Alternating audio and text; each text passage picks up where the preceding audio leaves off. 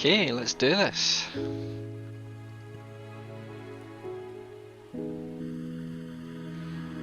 So welcome ladies and gentlemen to another session of Zuko painting, where we're just going to hobby, hang out and chill. Today we're going to do, as requested by the chat yesterday, some Necron warriors. So it's a bit different from our usual beastmen. We have, not Necron warriors, sorry, flayed ones. Get them in the chat here. So we're going to do pretty much production line of these. 10 of the bad boys. And the style we're going to do them in is one warrior that I've made earlier. So we're going for quite rusted armour, but there is some of the kind of iron armour and stuff underneath.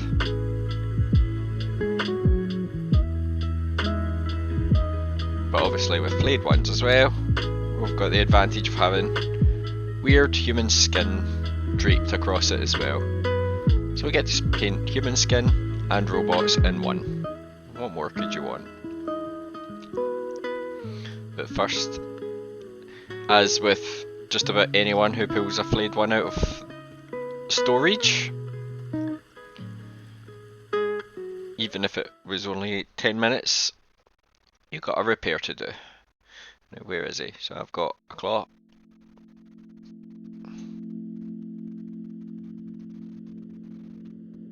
One does not have a hand. That'll be you.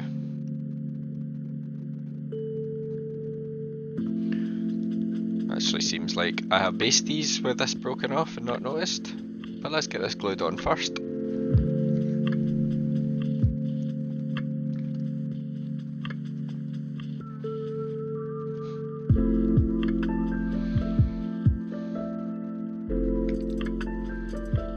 So my plastic glue has dried up at the end.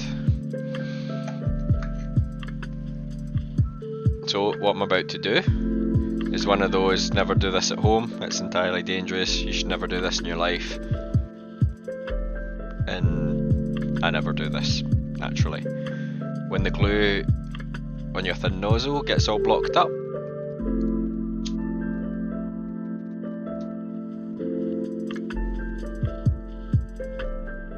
and it should be clear now. Obviously you shouldn't do this, one, because glue is very flammable as you've seen, and you don't want your bottle to blow up. So don't do it.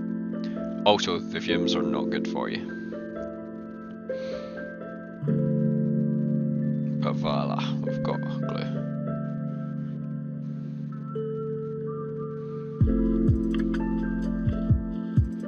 Plastic glue I use is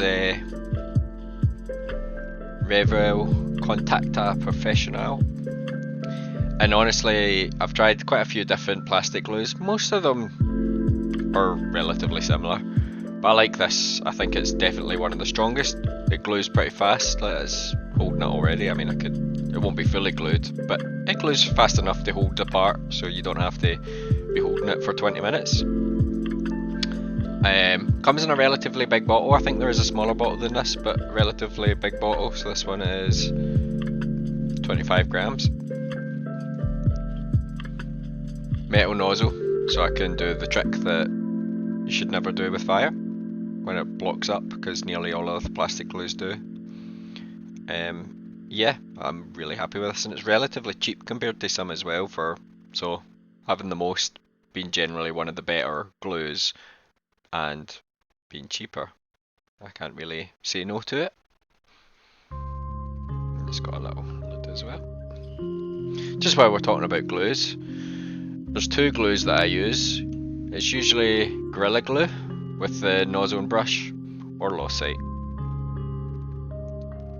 And I just like, it's got a very narrow top to it, so you're not drowning your model in super glue. The brush is really nice with the Gorilla Glue as well. I actually had ordered Gorilla Glue and it arrived super hard, like it was literally solid in the bottle.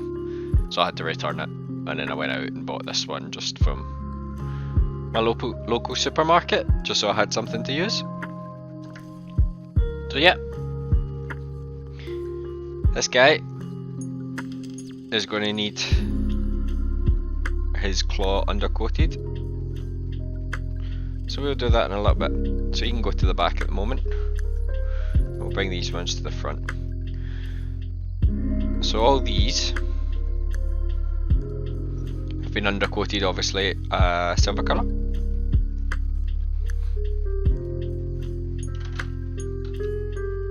I believe, let me get it. We have done steel first, and then a zenithal highlight of dark aluminum on top. Not much difference. You probably won't even see in the model that I've used two different colours. But basically all over of the steel, and then from the top, if you're spraying, you just kind of spray from the top, and then the underneath stays relatively shaded. But you don't need to do that. You would pretty much just use any spray that you've got available that's kind of gunmetal or metal colour. Lead belcher spray, you could use an airbrush, you can paint it on, whatever suits yourself. Basically, if you're doing like lead belcher, if you're painting on, and spray it black and then put the lead belcher on top. But yeah, I think this has had a black undercoat, and then I've sprayed the metal on top of it. So relatively easy just to get your models all nice and silver. And then you'll be at the same bit I am at. So usually in most of my Necrons, I just go straight into painting the armour. I mean, they're literally, mostly, once you do the armour, you're pretty much done most of the model. With the flayed ones though, because they've got flesh, draped in flesh, I'm going to start painting that first, because the coat that I'm going to use to get this kind of colour is lots of thin Reichling flesh shades, and I'm also going to use that on the shaded bits. So it's up to you whether you want to do all the armour and then go back and do the skin and then put flesh shade on top of the skin as well. I'm just going to kind of try and make it so I can wash the whole model that needs the Reichling flesh shade in each go. So I'm going to start off with that.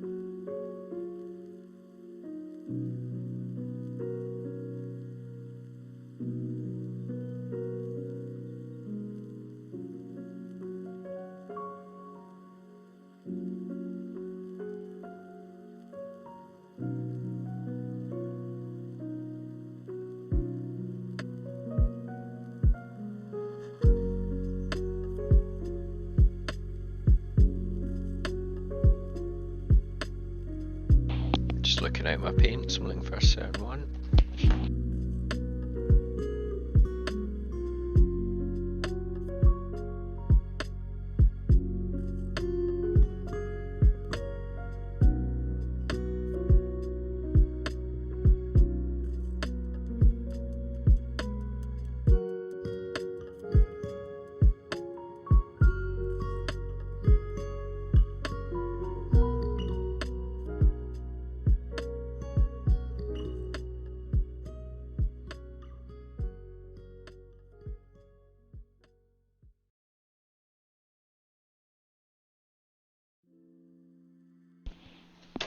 So I am going to start with a very dark skin tone just for the base, which is going to be Bugman's Glow. With these ones, because they're wearing the skin, it's going to be quite necrotic and decayed, so I'm actually going to go very bright with a skin tone in the end, but I like a good base coat. This little puddle on my palette, let me get that up, as much as we enjoy cat cam.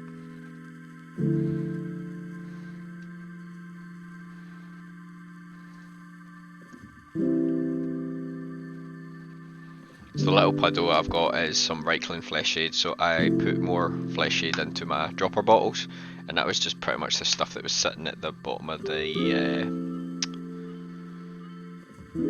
bottle that I couldn't quite get into the dropper bottle. So this is hardened in the nozzle, so I'm just going to get a little, I've got little safety pins here that I can use just to poke little holes in it. Use paper clips or safety pins, but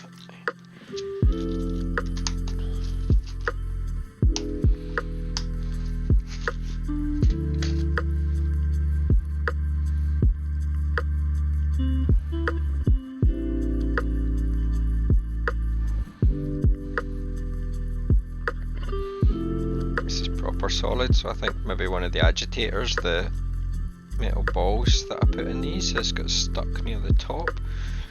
As I've said in my past streams, a lot of my paints have been sitting in the garage for a year or two, and have been, some have survived, some have not survived the Scottish winters, so there may very well be times where I pull out a paint and be like, yep, nope, can't use that. But we can always find something else, even if it means creating our own. The good thing about having like lots of different paints is you can keep consistency across armies. But mixing your own also means that you've got a variation in your armies as well, which can sometimes be the look you're looking for because you don't want everything so uniform. There we are. We have paint.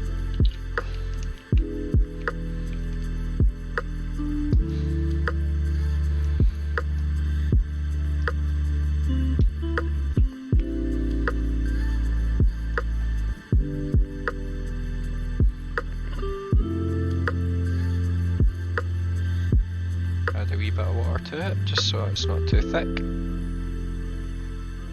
And I will be experimenting with this skin a little bit, depending, trying to see how necrotic we want to go with it.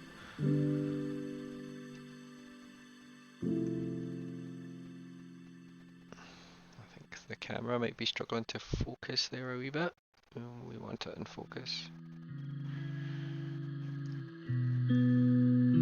Looks better there.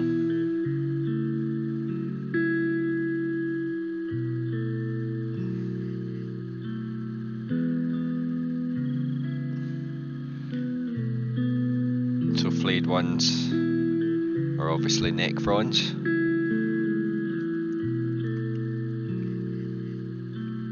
But I can't quite remember why, but these think they are or still want to be human, so they try and wear human flesh to become more human again. So the story with the Necrons, if you don't know it, is Necrons used to be human. They lived in a really bad planet, basically, high radiation, really hot. They had a very low quality of life. And long story short, the Satan, however you want to say it, came along and offered them immortality. The Necrons were like, yeah, we'll take immortality.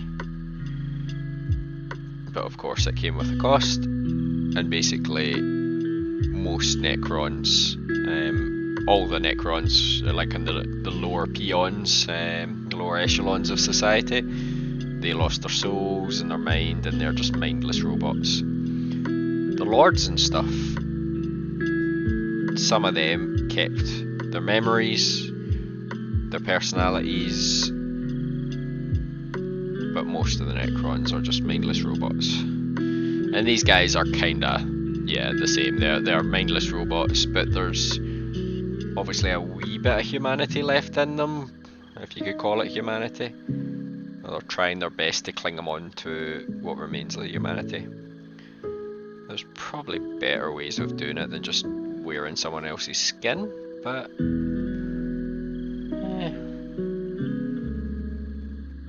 he's still looking for solutions.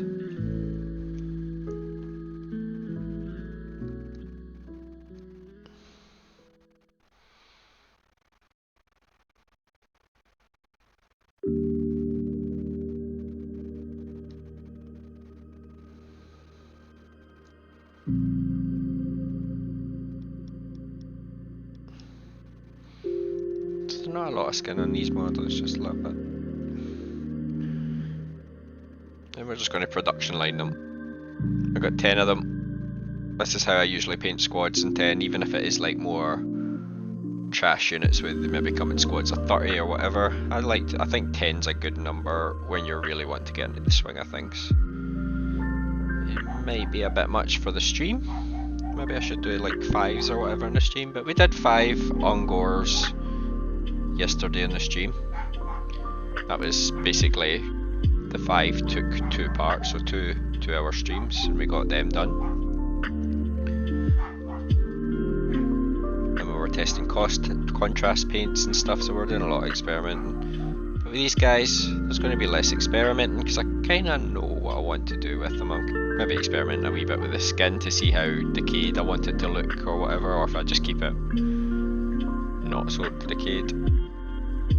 Still keep it human-like and it can be proper creepy. But yeah, the armour I kind of know how to do. It's just washes, because we've got that silver colour. We're putting a wash on top of it, and that will pretty much do our armour. We'll be nulling oiling the bits that we keep silver, so it'll be very, very chilled out cast today. And these will be very easy models to get the kind of same effect as what I'm getting as well. There's not much technical skills needed.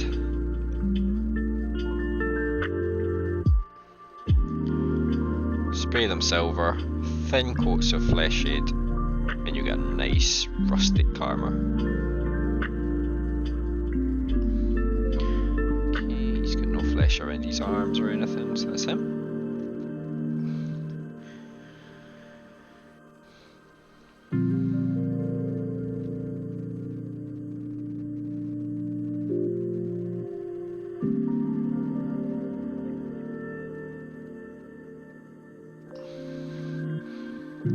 Guys are just looking for anything that looks like cloth, because the flayed ones aren't wearing any cloth, it's all skin.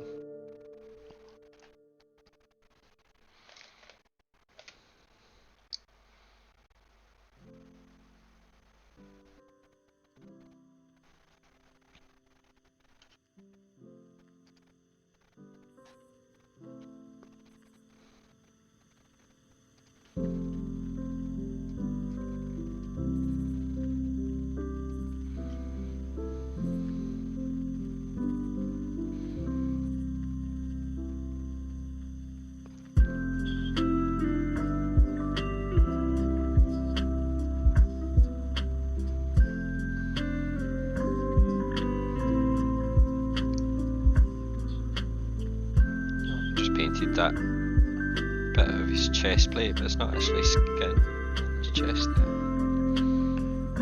We can go back and fix that.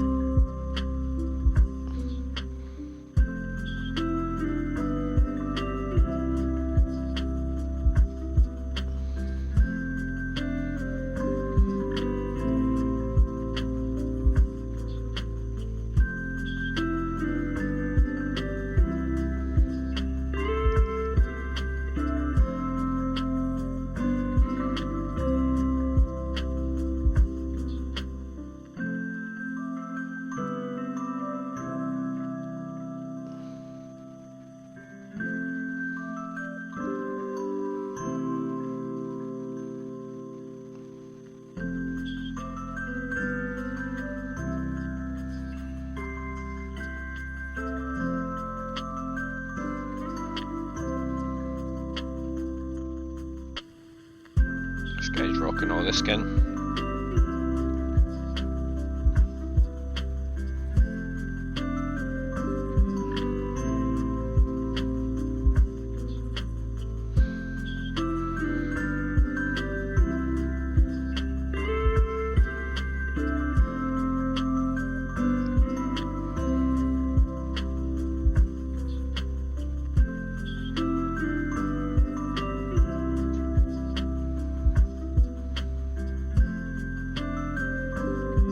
Actually got it draped over his head as well. What a baller.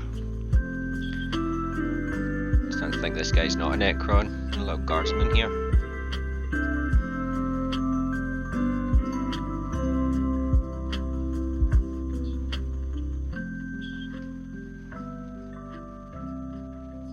Definitely should put him. If I start Guardsman Army, I should definitely put him in it.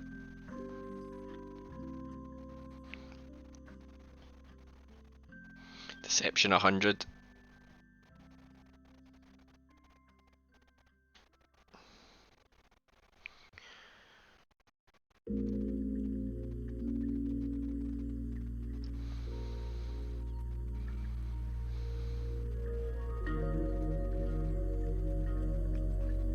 So the Flayed ones come in packs of 5, I believe?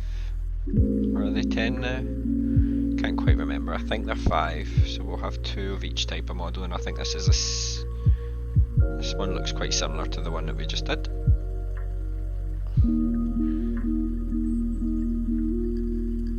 Seems a bit more theatrical than the guy before, right enough.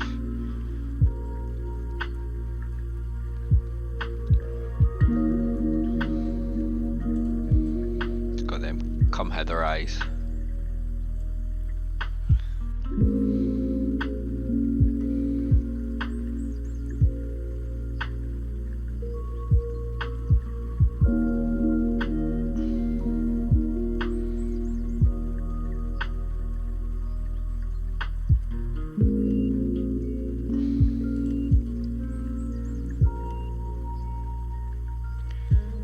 These are a real nightmare to build. Lots of tiny little pieces.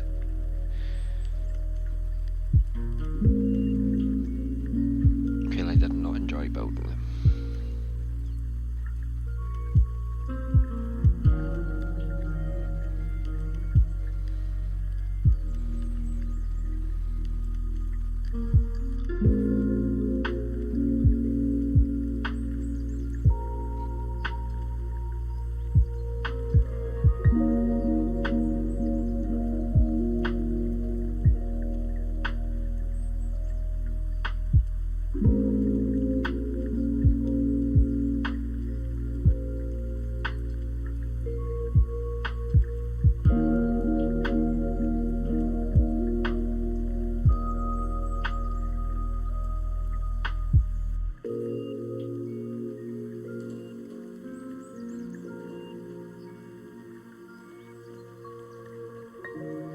And I can absolutely guarantee you once I go on to paint other parts that I will have missed parts of skin. Because I always miss parts.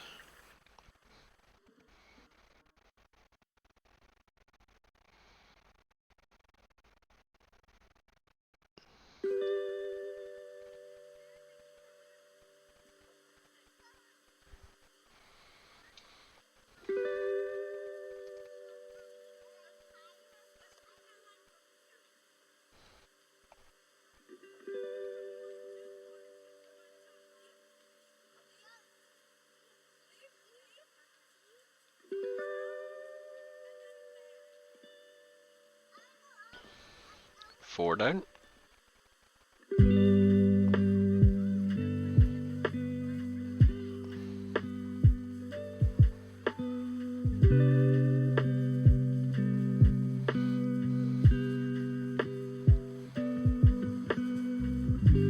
I'm not really doing anything with my interest with my palette.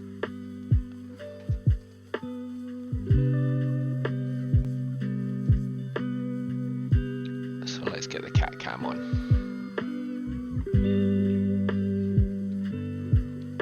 He's looking adorable.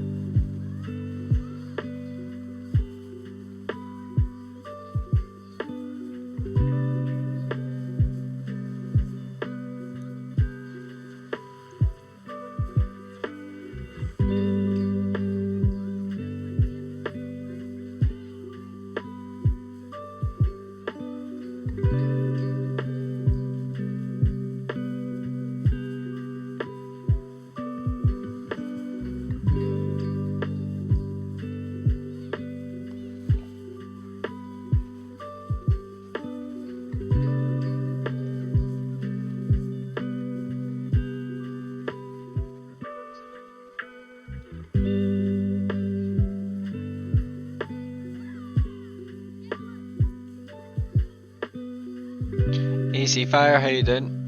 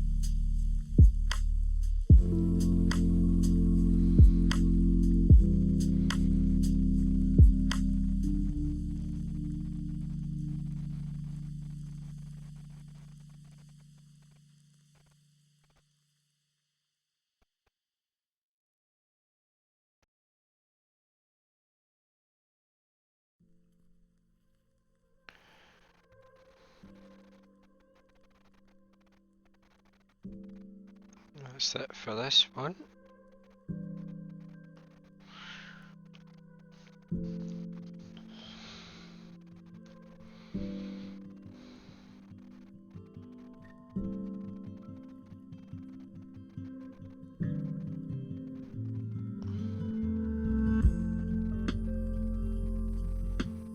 I actually think that's skin and paint. Let's try that one again. Yeah, the skin's underneath.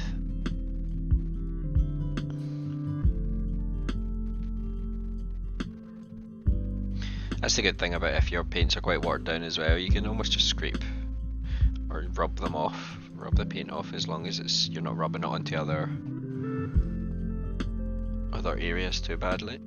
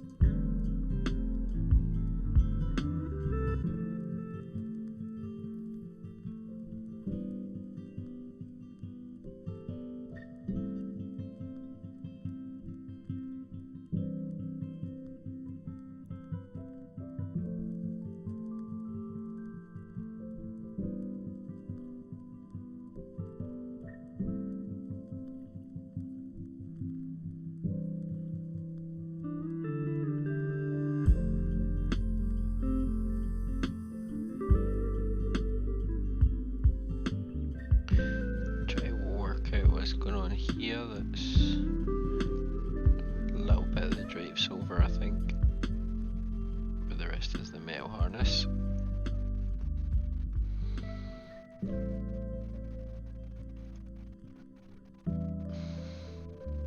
Thanks, man. I haven't done much to them yet. They're basically silver with a Bugman Glow's base on the skin for the flayed ones.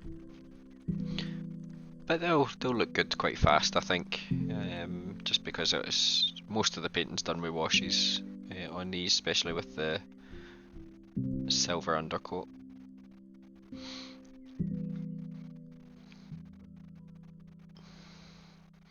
I could do some building and stuff on the channel if that's something you think that would be a bit enjoyable to watch, just watching someone build as part of the chill. Don't know how enjoyable it will be, but if it's something you just want me to try, I'll definitely give it a shot. I've got plenty to work through. I've got Necrons to build. I've got kill teams to build. I've got my Chaos kill team.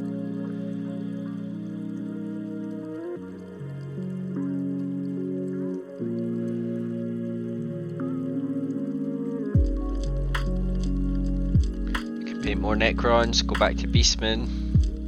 I've got a little Imperial Guard kill team. Just let me know what you want me to move on to and I'll do that. I'm quite happy just painting whatever.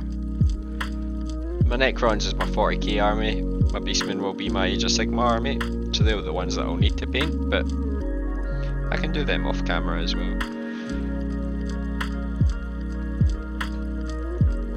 Sweet, yeah, do some building some of the sessions.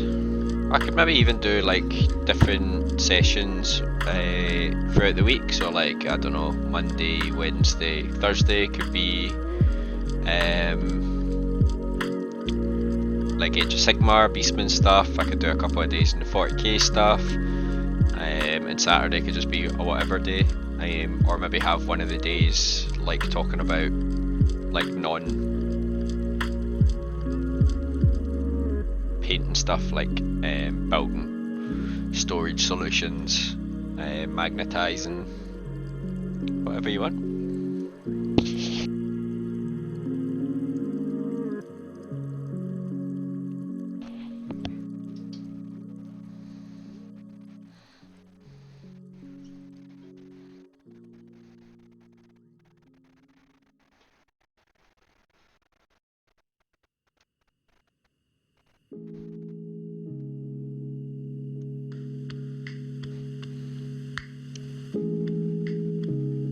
There's a little cheeky dog in the stream there. You just seen a little eye poking out from coming in and out the door. Don't know if you've seen it. The rare Westie presence.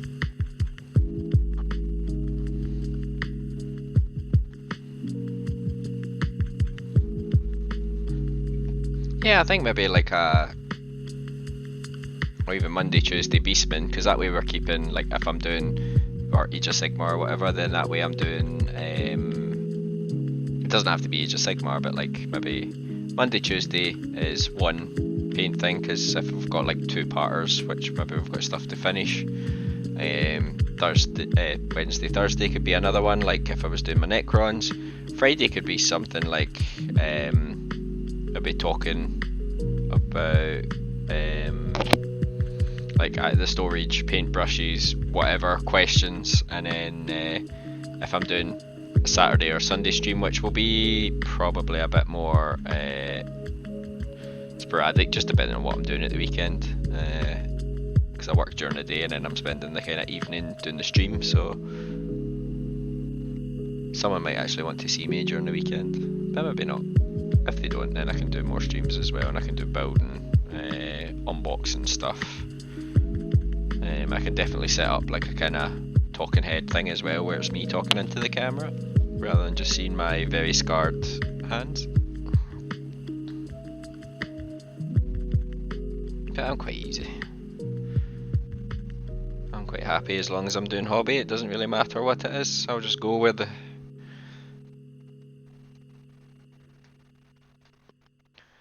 Yeah, that'd be a quite a good shout. I might do that with my my Chaos guys.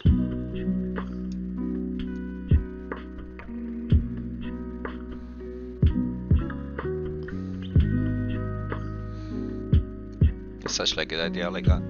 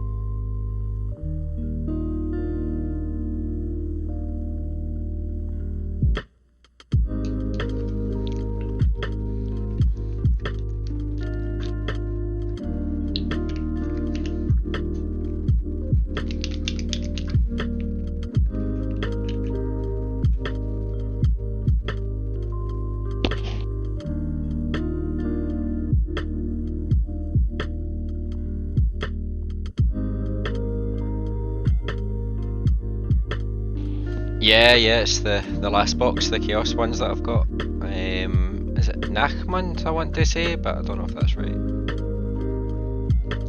Buy a box, put it in the cupboard, forget what it's called. That's the hobby way.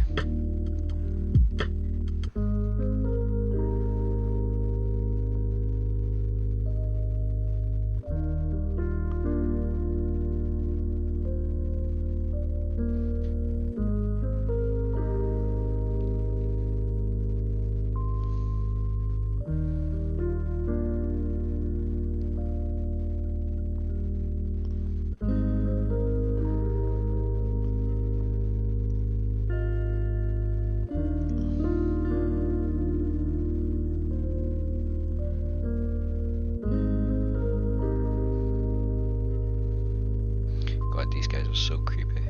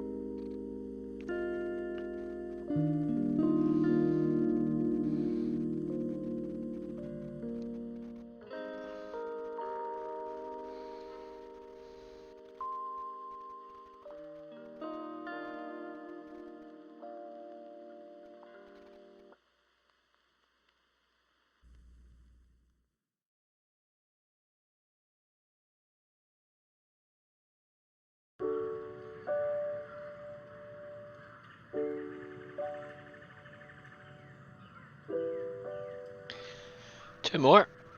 That's the first. What time are we at on the stream?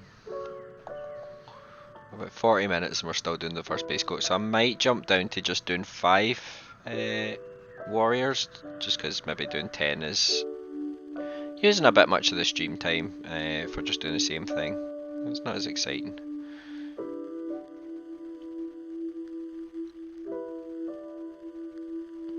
Not that I would class this as like, you know, roller coaster levels of excitement, but that's kind of by design.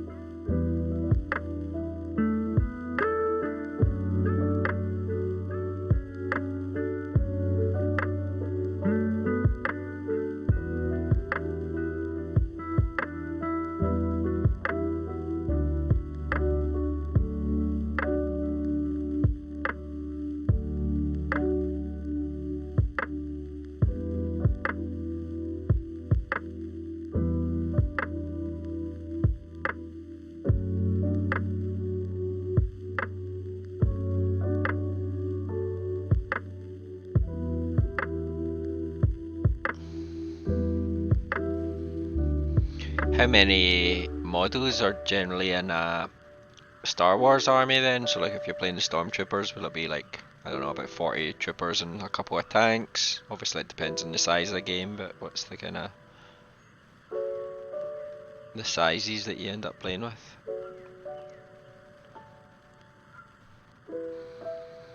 Because I don't know much about it, to be honest.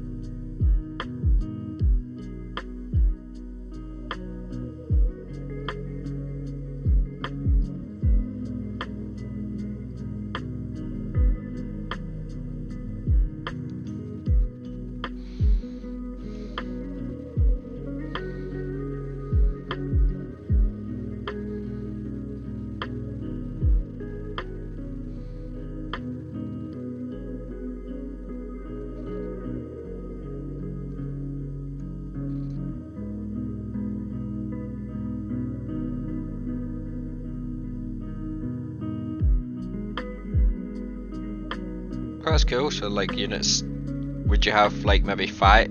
So or as a unit,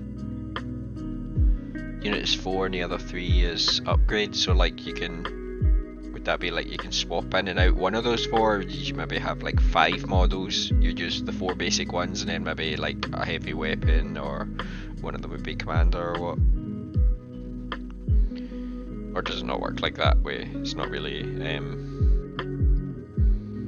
Squads of 4, but then you can pay to upgrade your guys, and then they get a new model if they're upgraded.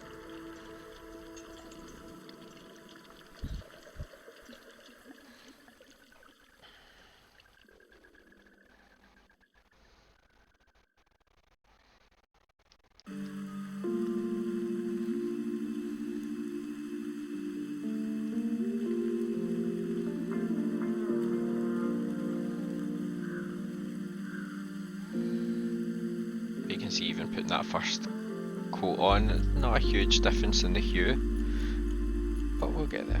We'll put more and more on until it gets it, and it will layer better and better as well. Move on to the next one. Just going to start with the skin.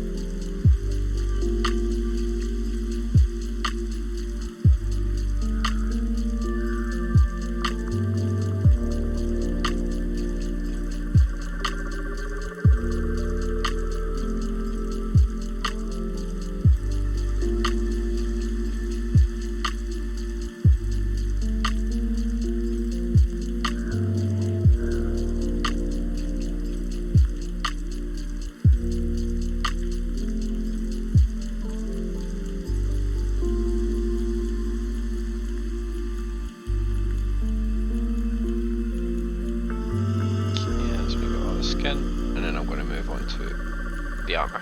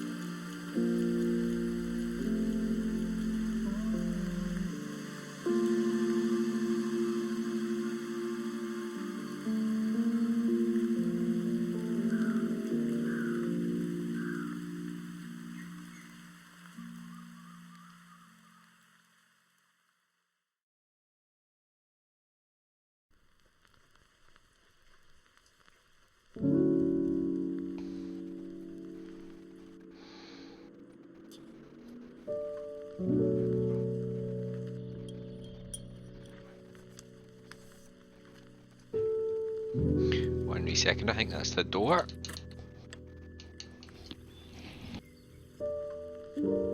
Yeah, I'll turn the music down a bit.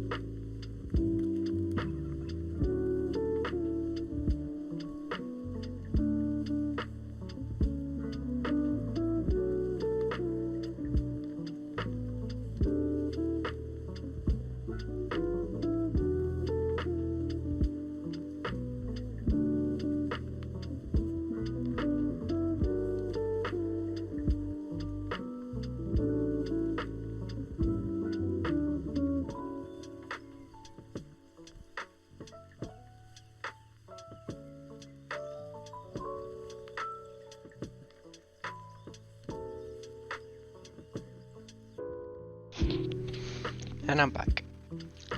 Let me know if that volume's a bit better. I can turn my volume up a bit as well if the music's... because the music is down quite low compared to me, so it could be my microphone's even lower, which I can turn up.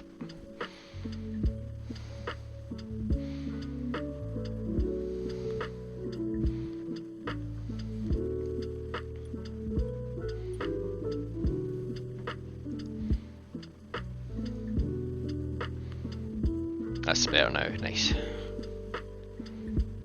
That's what we like to hear.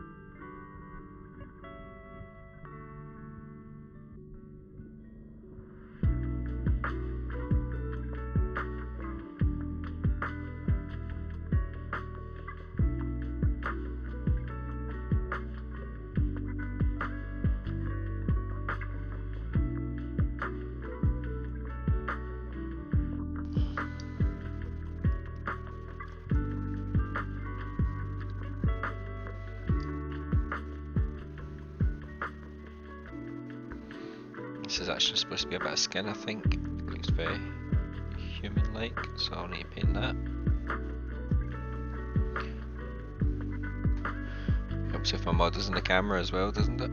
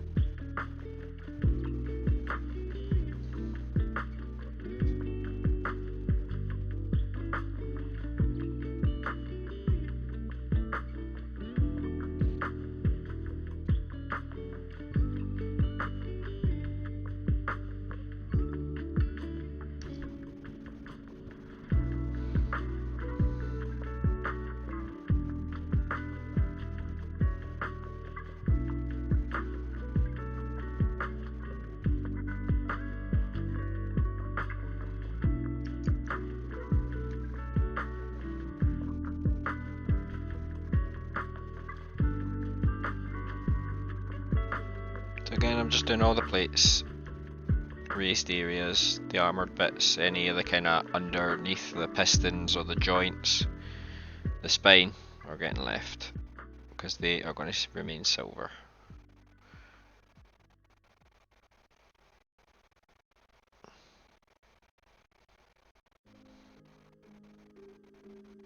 I'm going to put this one in this side though, because I want to remember to go back and do that skin leg.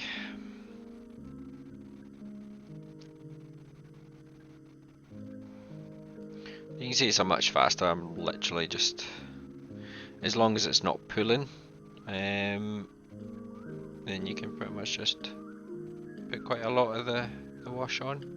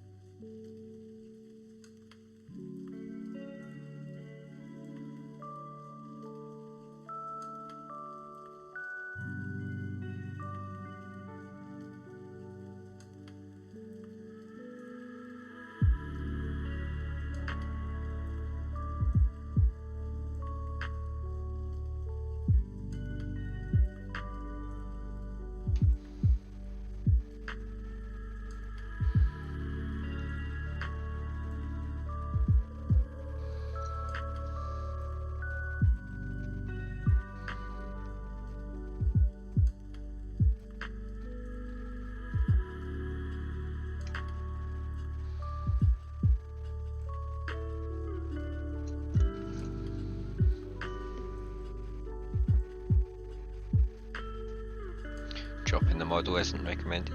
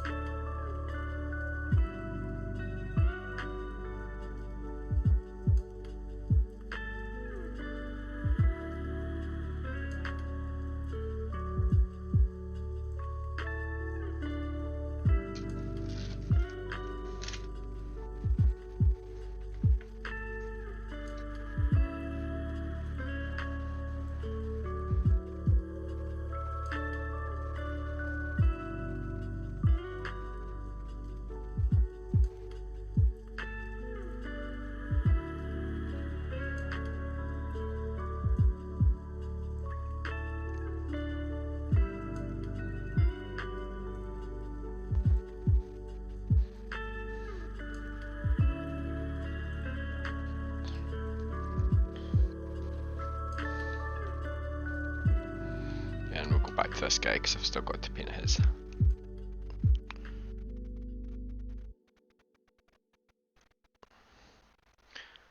This little skin leg.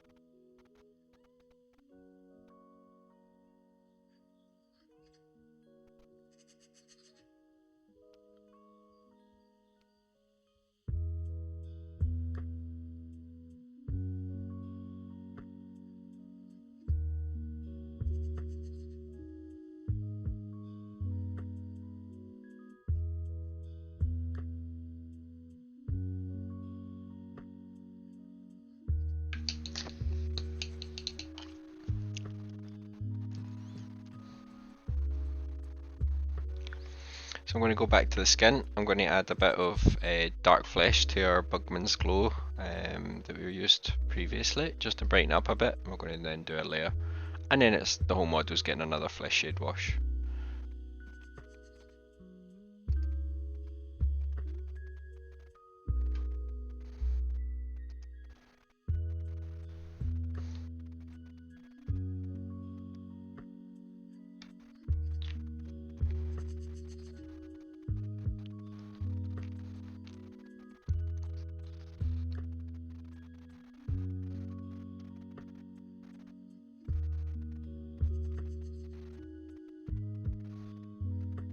It's not going to be much brighter, mind you.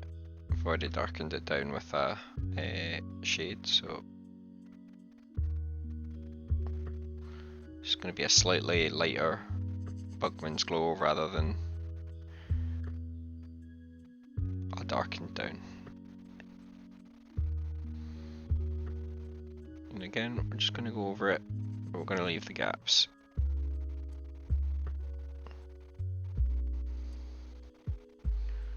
The dark recesses.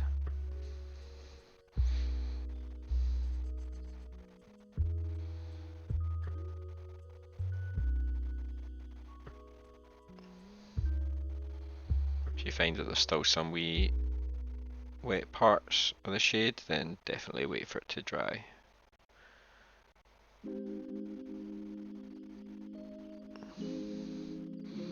I've still got a couple of wet parts just in between the flesh and the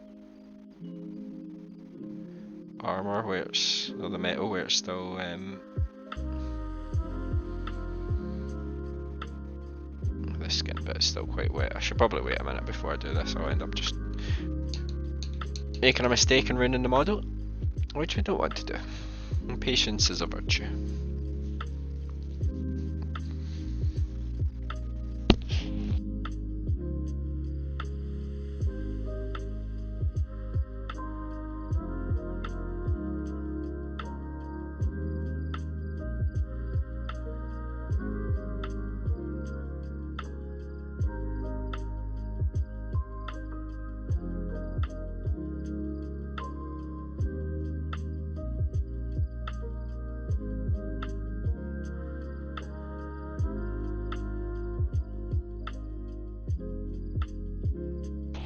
sorry about that, I'm just moving my phone camera. Just to see if we can get a bit better light. There we are.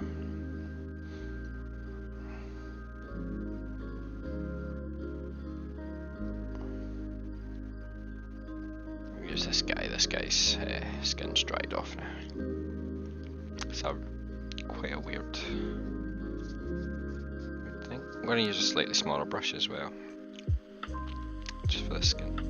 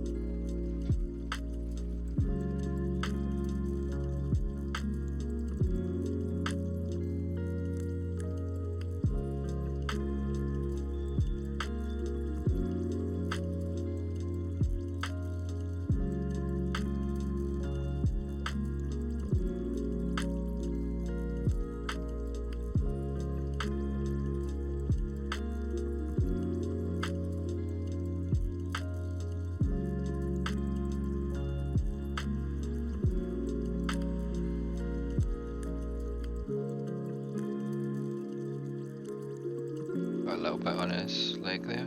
Wipe that off.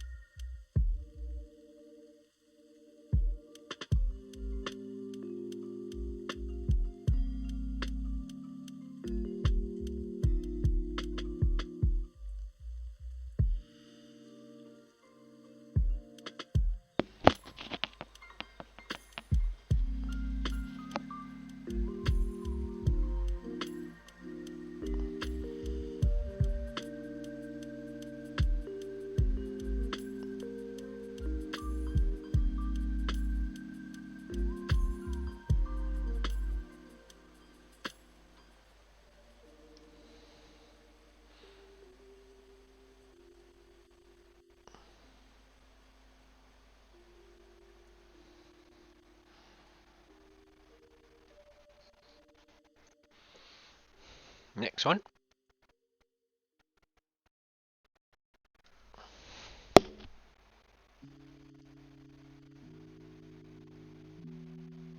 These models would definitely be ones where I would probably do with one model and then sit on my phone and procrastinate, so the stream's really helping with that, actually getting through them.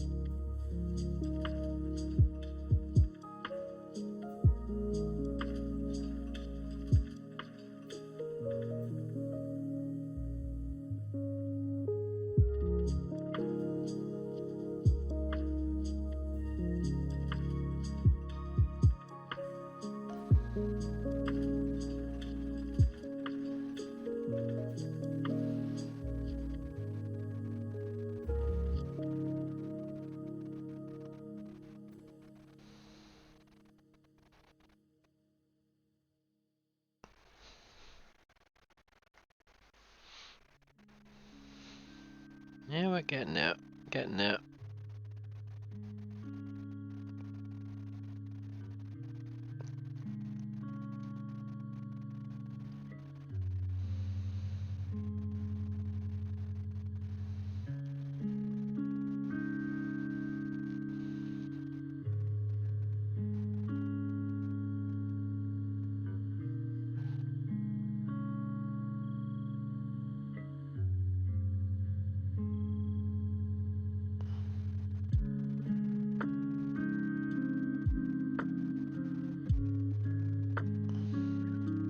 Some of the, just the way the skin's lying reminds me of the Titans from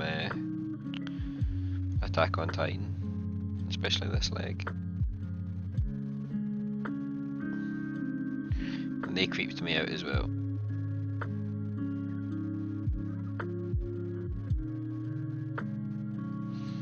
If you don't know what I'm talking about, Google one, Attack on Titan. Humanoid giant thing that looks totally ridiculous.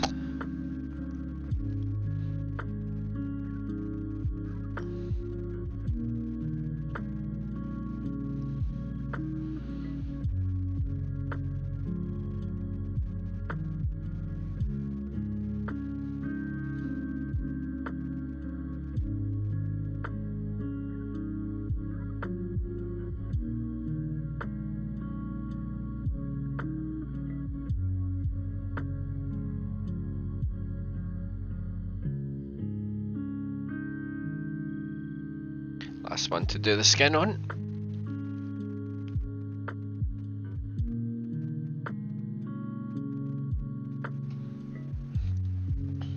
This one doesn't have as much.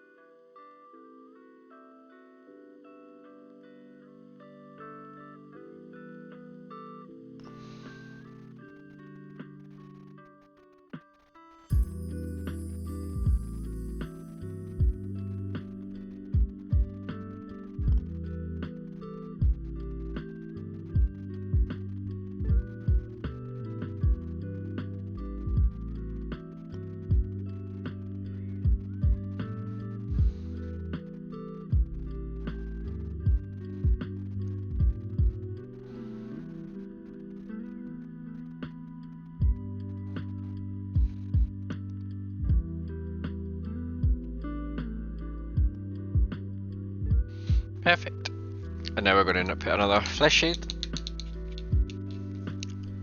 over all the same bits we did before, the skin and the coppery, the armor bits we want to look kind of coppery, so the raised areas. I'll aboard this side again. I like to just kind of move them side to side, and that way I know what ones have to be done. Oh.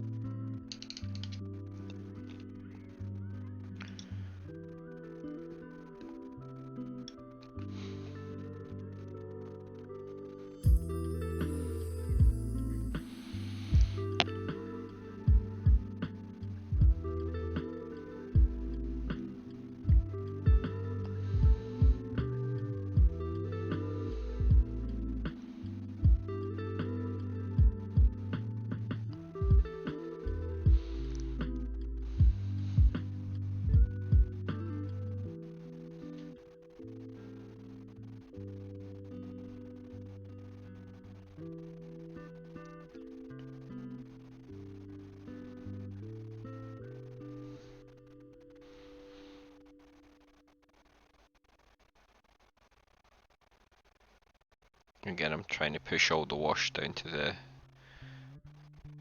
far side so that it pulls a wee bit thicker at one side, and then that'll give us a nice kind of blend of different colours. So it's almost like the top will be lighter.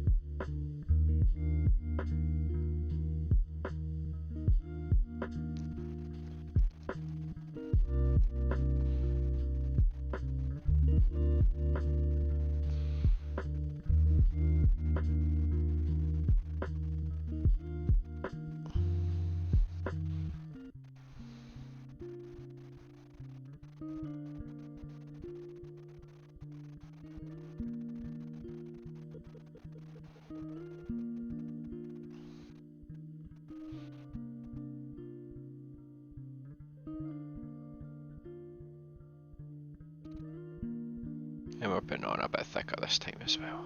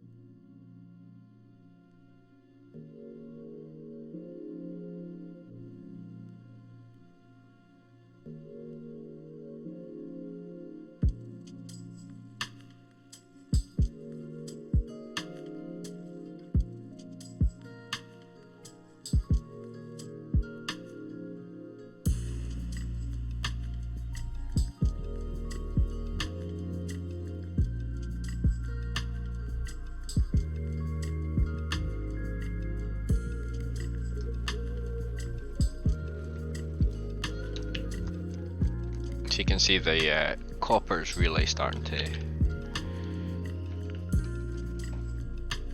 look more like what we were going for now, rather than that kind of dirty bronzy gold. It's really darkening down now.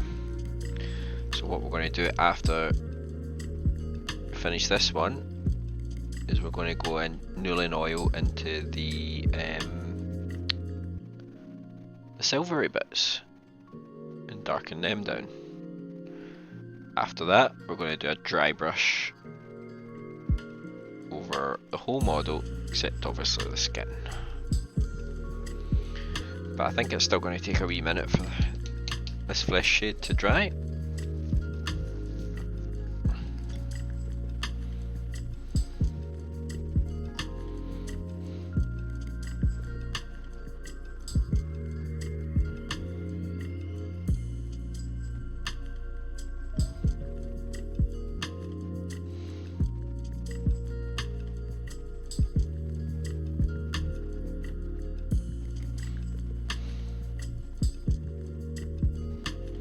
So we're just going to give that a wee minute.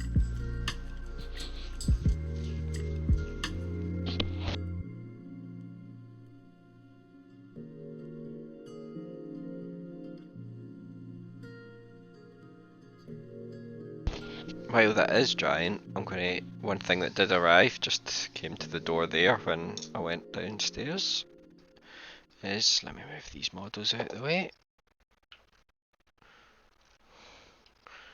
The ones we're painting can just go to the side at the moment.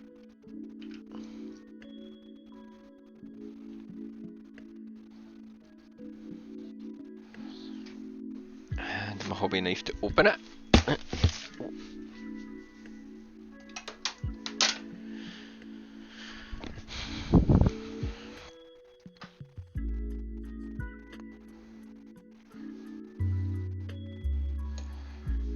So, for when we were talking about storage earlier, obviously when I took the warriors out of the box, one of them was broken. In storage, I think it's quite important to keep your models safe and stuff, especially when you're spending this long doing painting and stuff like that, and then all your models start to get chipped, etc. So I think it's quite important, and I think one of the best ways, I mean, I've been in the hobby like 20 years now, on and off, and I've gone through all the iterations of like games of, well, from when I was a kid it was literally storing everything in a shoebox and whatever else you could get, to then move into the big plastic cases. Remember the ones, they had the different colours but they were absolutely massive. So yeah, they were a real nightmare, but it's all that was really out. I've tried, then moved on from, I think I've got about 10 of those big cases that are so unwieldy, that had like just the foam in it. It was like little cubes of foam and your models never fit perfectly into them. Then moved on to things like, when I had a job I was a bit older, I would get things like the battle foam, and those cases were awesome, but you paid for it through the nose for them. So like you could get specific foam for army, so I think at the time I had a Tau army, and I pretty much stored all my models in that, and it fat and nothing broke. But they were big bulky cases again as well, but they were solid, they were sturdy, but you were paying, with all the foam and the case and stuff, you were paying like £200. So I've kind of been through a few iterations of cases and stuff, and my kind of now solution is these really useful boxes. So I'm pretty sure quite a lot of people do this now. I remember just putting my models in one of these a long time ago, before magnets, and storing them, and then trying to find different ways to do magnets before it was kind of popularised and stuff. So this is how I store my models now. However, you'll notice that my Necrons, while they're in the box, aren't actually stuck in anywhere. There's a magnetic sheet at the bottom, but in this one my models aren't magnetic. So what I've done is picked up some magnets from my store. I don't think it's that long. It's the magnet shop. I think it's based down in England, but they've opened up a kind of the War Mag, as they're calling it. Oh, 1 second, my screen's freaking out. Well, that's because I just put that box on top of the keyboard. Yeah, so we've got the War Mag, it's called, and basically they do like these little circular magnets that go on the bottom of the bases, and then once you put them on the bottom of the bases, you can put them in that box, and basically it keeps them nice and secure. They don't wriggle about, they don't bang into each other, your paint job's safe. And they do sell like the boxes and the bottom magnetic strips and everything as well, so I thought we'd give one of these a wee try. So I think let's try one on my Necron Warrior. In fact, there we go. Let's put our money where our mouth is. Let's try one of these ones for the destroyers.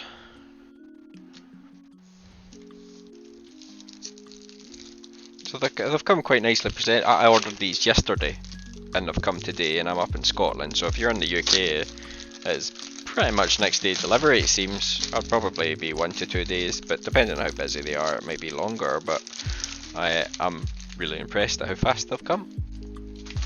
I've basically ordered sizes for everything because obviously you've seen my Beastman army. I've got them to do. I've got my Necrons to do. So I've got quite a lot. So looks like these just punch out, which is nice. The whole back has got like this kind of sticky stuff, but it doesn't really matter if it rips a bit because most of that is waste. Yeah, it's the right size base.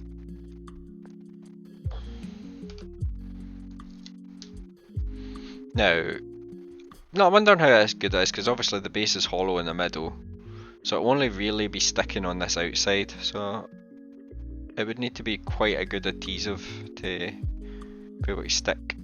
Let's push it down. Maybe not push it down on other magnets.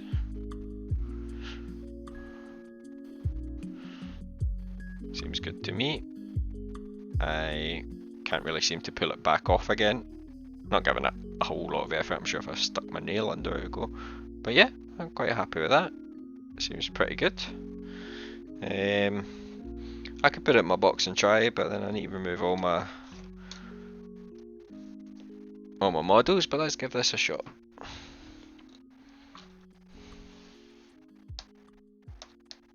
Yeah, so he's pretty. If I do this, watch all my models slide down. No, it's not even sliding because it's got a bit of glue stuck in it. But he's pretty happy in his little spot.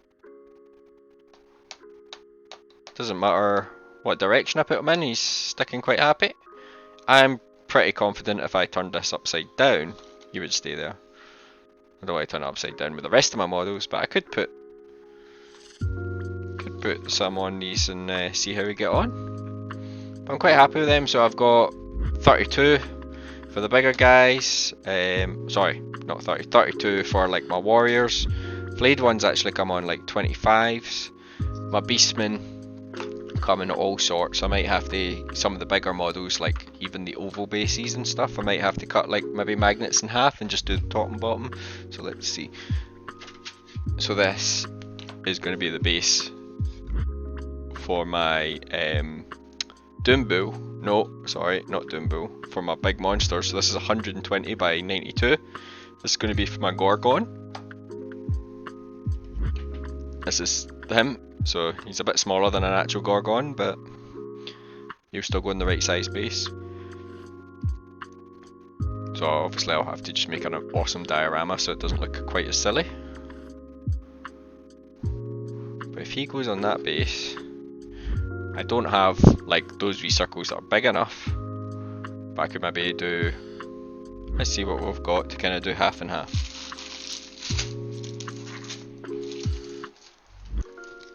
I've got one that's something that's not in a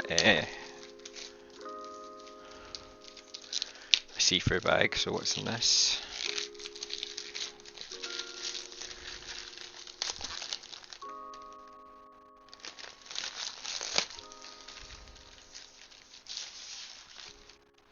Oh, so they've given me a wee... This is not something that I paid for, so they've thrown this in for me, and that's like, I think that's a magnetic sheet. Let me see, where's my... Oh, there you go. So this is much stickier than the one I had. So the one in the that I had in the box is one I had off eBay, and that's what I've been using, and it was okay. But this is... He's not coming off. Well, once this is stuck down, then obviously it'll come off. But that's amazing. Like, I could turn this upside down very happily and you'll be fine. Hello. Help. So they obviously, I'm sure they'll sell these as well. I'm not sure if you spend a certain amount. I think I got about 50 quid worth of underneath magnets, and that was a lot of magnets. A lot of those wee circular magnets. So maybe they put these in when you spend a certain amount or whatever. And they've also given me this wee little just little stickers that you can put on the outside of the box, so that's amazing. I'm really happy with that. The magnet's strong. I mean, even me pulling him off there, the magnet isn't just sticking to the magnet part and coming straight off, because again, there isn't a whole lot of adhesion, because it's just the very outside, but that adhesion's strong enough that the magnet's not just coming off. And that's a problem I've had before, where I bought A4 sheets like this, not as strong as it, and sat and cut out circles, put them on my models, and then put them in the box, and one of the main problems I had is they always came off. So yeah, I'm really happy with these magnets. I think they're great. I don't know what I'm going to do with this. I think the biggest ones I ordered were maybe 60mm or something. Yeah, that looks like it.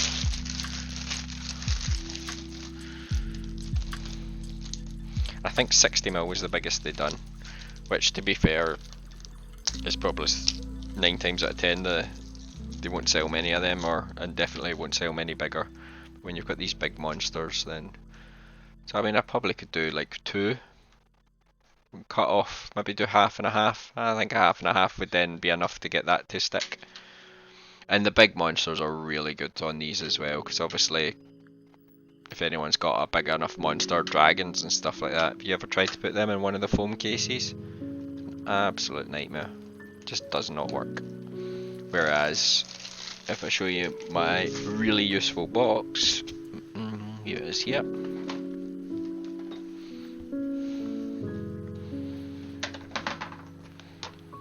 So I've got my printed version of a Jabber Slice. Let me move this out, right? It's Jabber Slice. So you can see I've got, excuse the weather and dust at the bottom. This used to have ultramarine tanks in it. Again, another good thing, like when you're cutting out foam, you end up with shapes that pretty much just fit that army. Whereas I could maybe have 3 or 4 of these boxes that I use for moving armies around. I could have like 3 or 4 of these boxes, 10 armies. 9 of the armies can sit on a shelf or in a box that's not been transported about as much. But then if I'm transferring these box stack, you can have 3 or 4 that carry quite easy. They've got handles that keep the lid on, so if I put that in there, this one will be on the same size base, so if that was then magnetised down, I mean, you can see the size of these wings. Huge. Compared to, let me show you just a wee destroyer, how big that is. Put the box on, the lid on. And when that is obviously magnetised, I can move that about without really thinking too much about it. I know the models in there are safe, so this is definitely the best solution I've found for moving models and stuff around. Sure. And I've picked up these magnets just to try them out, but I definitely think I'll be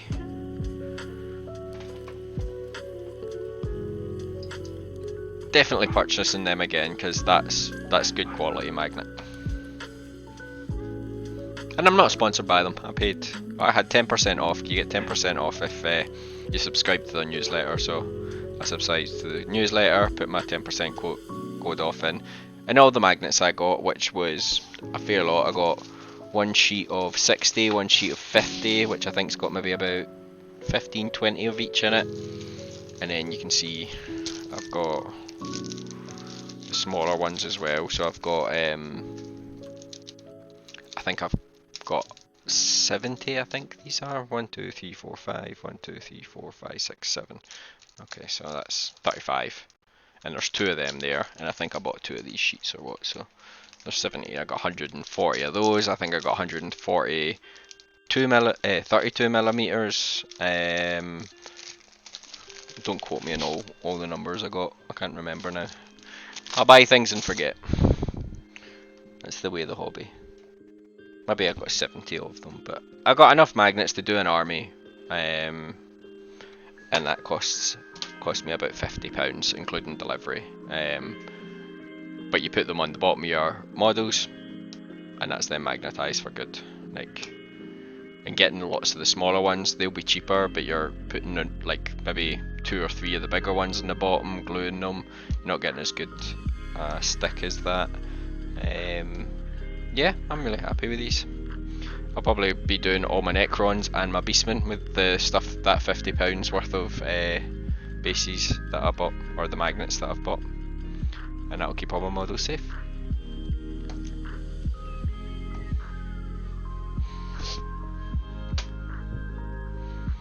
Or Mag, give me a discount code. I'd do you good. But I would do quite honest reviews, and if I had that, so if the channel ever got bigger than 2 viewers, I would probably, if people sent me stuff for free, it would be like, this has been sent for free, I'll try it. And I'm not just going to big it up because people have sent me stuff, because what's the point in that? If I'm not going to use it myself, then it's not ideal. Okay, so this is dried off. Next colour, we're wanting Nuln Oil. I get to do that fun bit where I go hunt for my paints.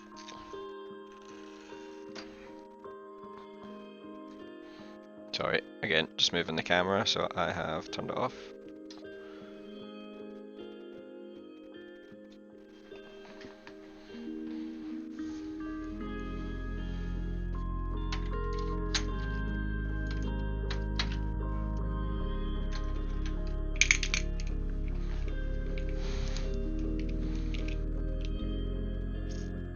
Okay, so we've got Nuln Oil on the pad.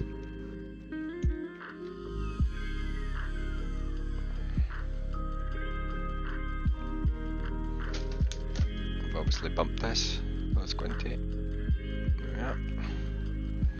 Right. And I'm pretty much Nuln Oiling all the silverworks on the model now. And this will really darken the model down for now, but it will really bring out the details on the stuff we've not painted, and it'll start looking, you start to see the details on the camera a lot better as well. Get in, so we're doing, it's pretty much the skeleton and the joints is the main parts that we're getting with this. Some of the hydraulic parts.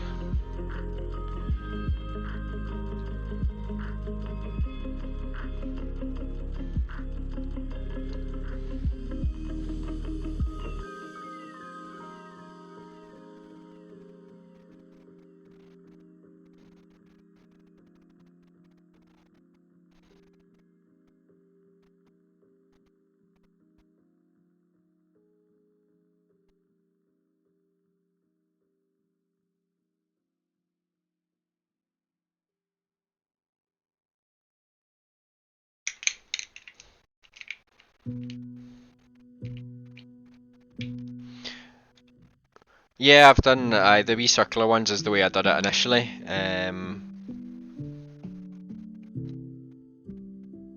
think I found, why was the reason I stopped doing that as much? I think I found like they had to, I don't know if it was some of the like magnets I was using at the bottom of the box, like the sheets, but they had to turn a certain way or be facing a certain way because they had like polarity.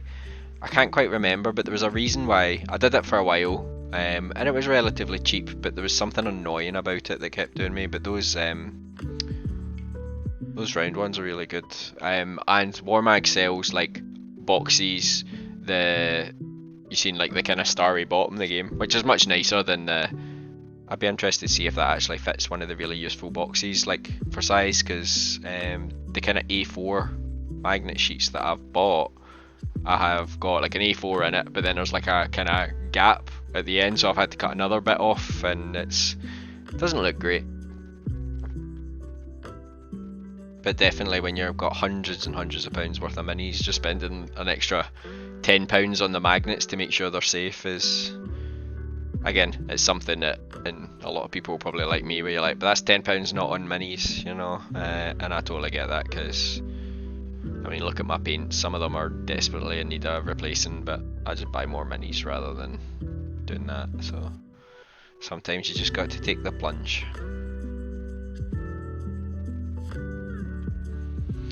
And again, like most of it, like buying the boxes and the sheets that cover the boxes, you only need a few of them.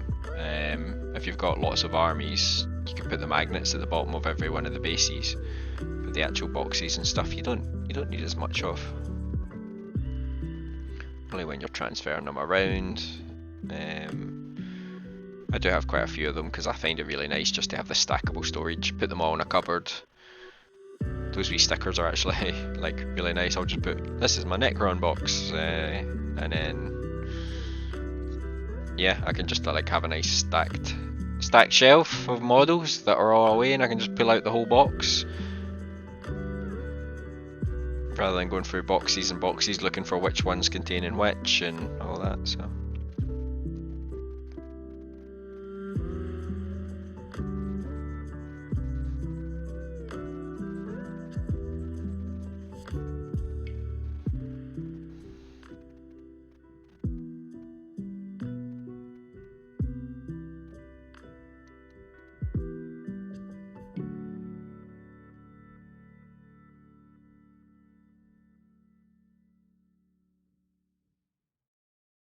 But that was War Mag was the name of that shop. And the guy said if you do have any friends or whatever that's wanting to purchase, then let him know and we'll see if we can get you the codes and stuff like that. So if you do think about purchasing and stuff, let me know and I'll see if we can get a code. Because cheaper is better.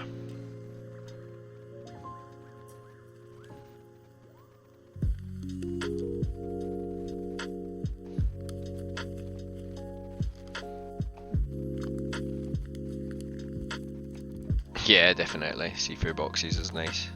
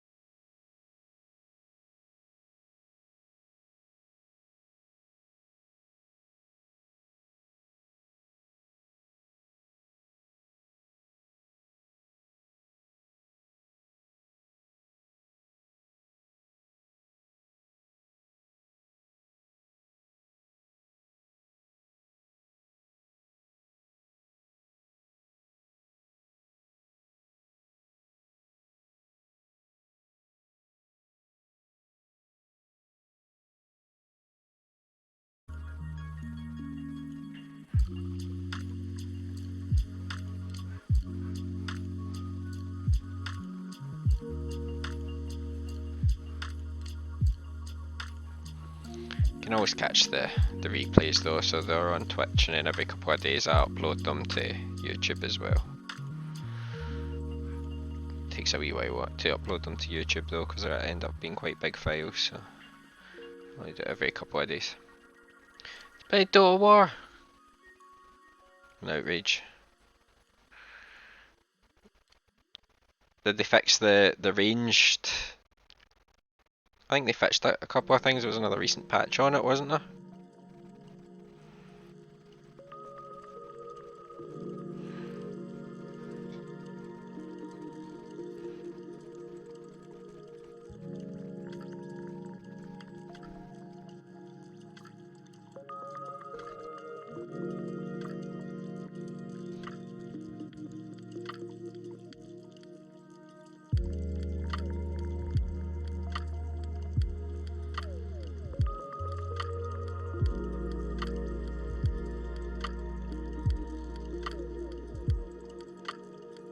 Oh, he's playing the 2.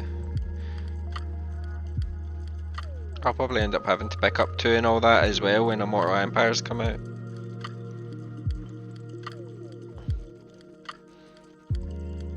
I think I definitely will need to set up the gaming Twitch as well, because then we can, when Immortal Empires come out, and we've also got Dark Tide and stuff like that, it's going to be awesome. There'll be good games to stream.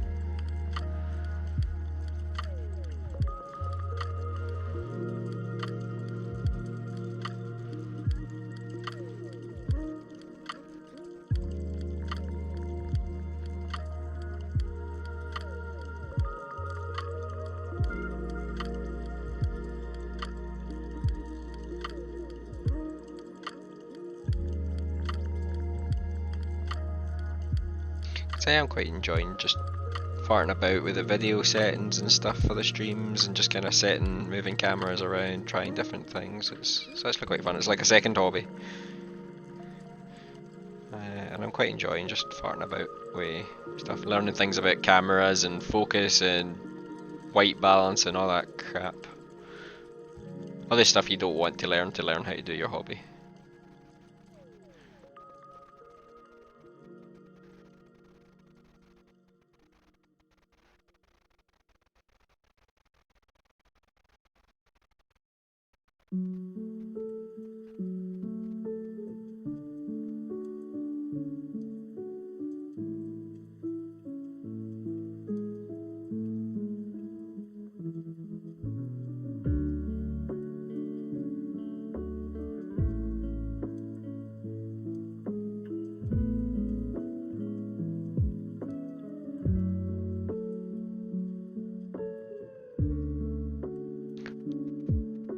That is true.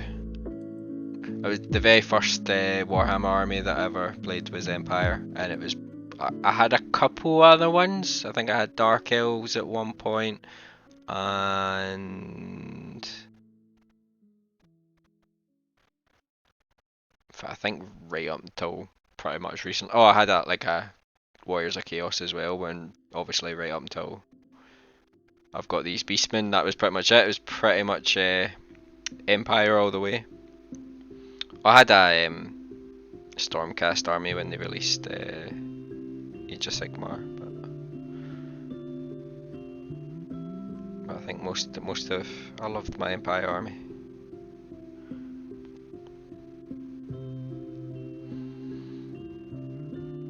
But I think if we play, I think it would be cheeky if I didn't play Beastmen, wouldn't it? I didn't need to play Beastmen.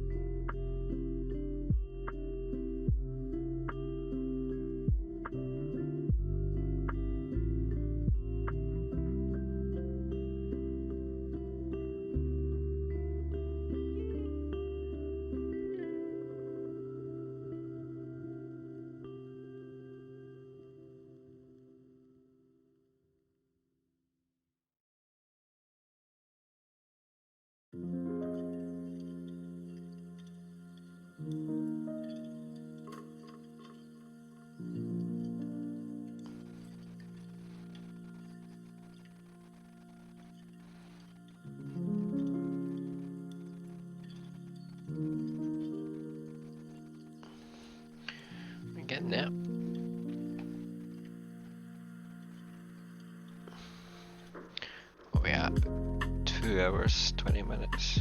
Okay.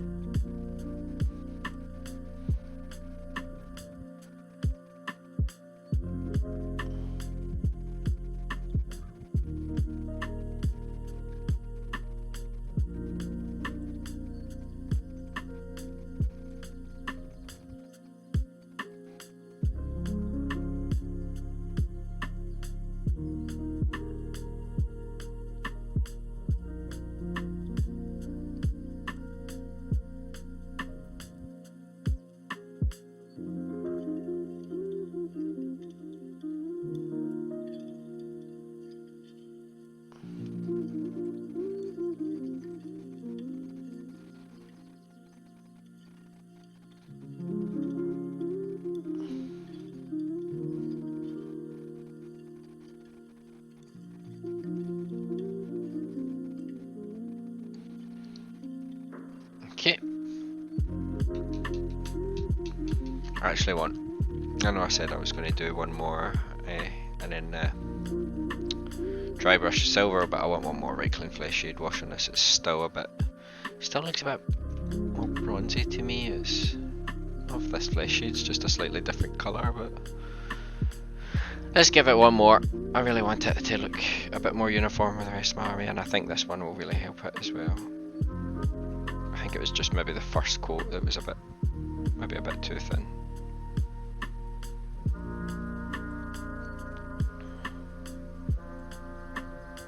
And I'm going to put this over the skin again.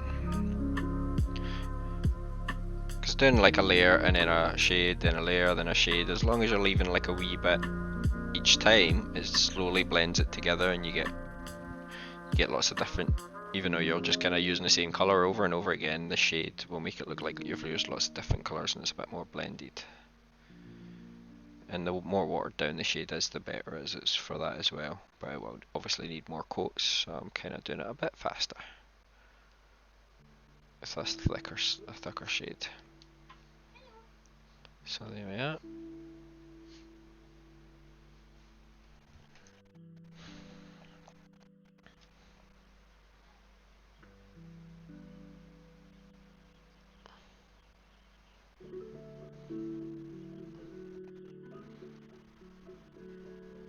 I think that'll look a bit better now.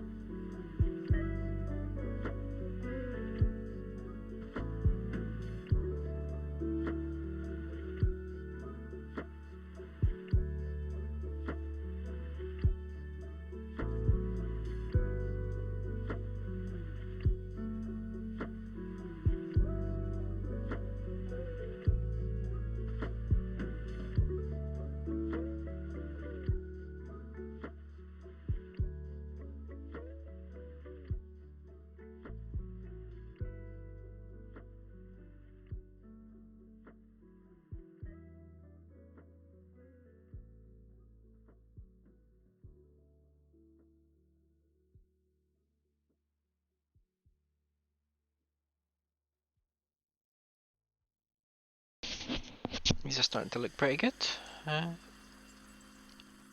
That colour's definitely dulled it down a bit now. Made it a bit looking for the colour that we were looking for a bit more.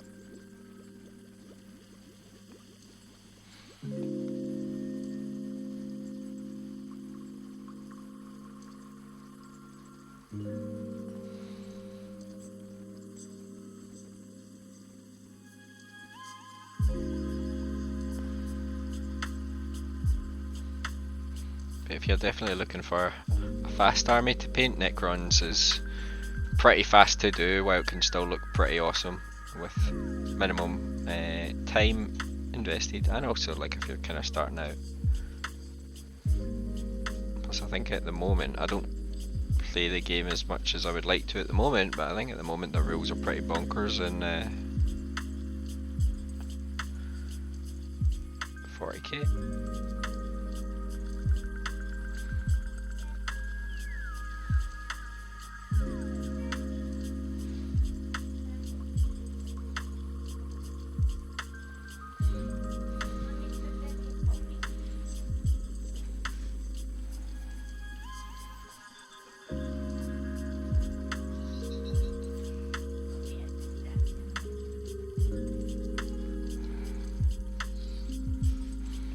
We'll finish the shade on these two.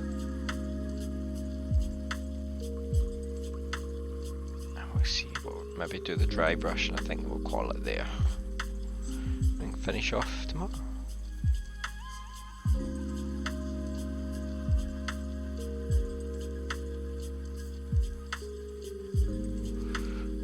To be honest, there isn't much to do outside this. We want to start adding the glows, so I like to put like the glow in the eyes and the chest, which I don't think would take too long.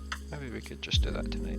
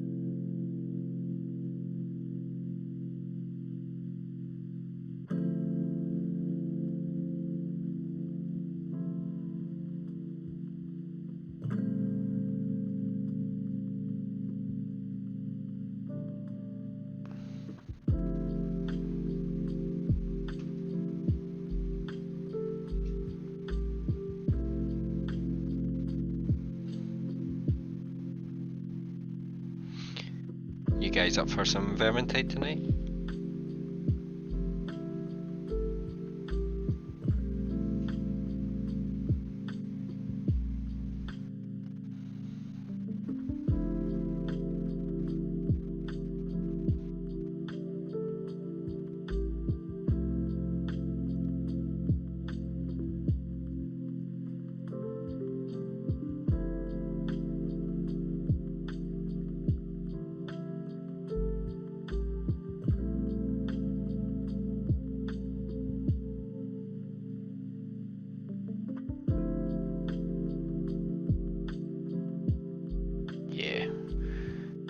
I think I'll just finish off these flayed ones.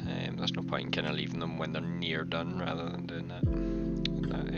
I think most of the waiting is just like waiting for the washes to dry. It's the advantage of when you're doing like 10 of them. By the time you finish the 10th one, you're back to the start and you're ready to go. So if we look at one of the earlier ones we've done, it's starting to dry off. You can see we're starting to get a much nicer coppery bronze on them now. Still got a wee bit of drying to do. The skin's looking quite leathery as well, which is good because it's probably been sitting on them for more than just a couple of days.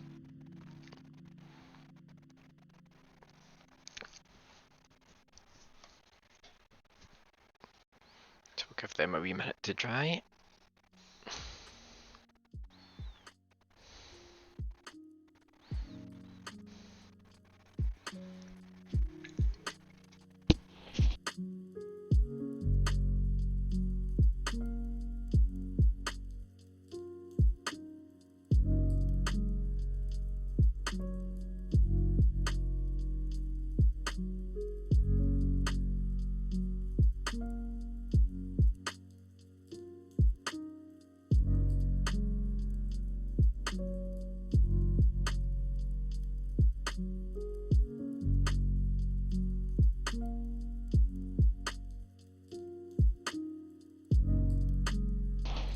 Yeah, it does come out really nice, and it's no effort at all. It's literally just that's 3 layers of washes. As long as you're not letting it pull and you're kind of pushing it from the higher areas down the around the the legs and stuff like that, or on the shoulder pads towards the back ends, and you end up with like the kind of darker shoulder pads. It almost looks like it's in some areas that I've almost highlighted, but it's just because I've pushed the paint off of there. But we will go round. Some of the models that do highlight, like the lords and stuff like that, because they're doing them, but some of them I don't really bother with. This one's not really. This one doesn't have any highlights on it. Looks like it does, but it's not. It's just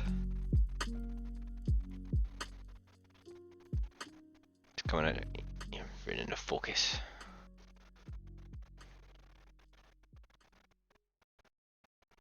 So it's really easy to do.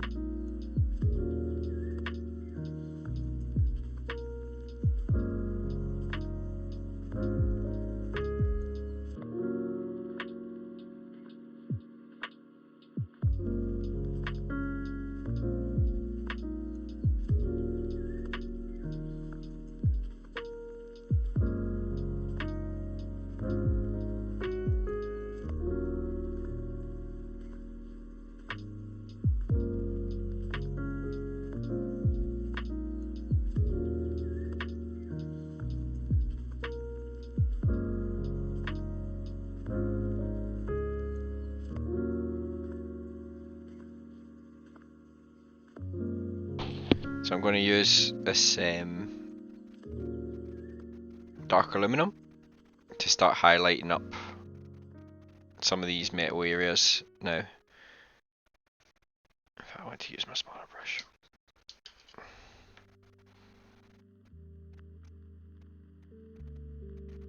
And that'll bring out the details of the kind of innards of him.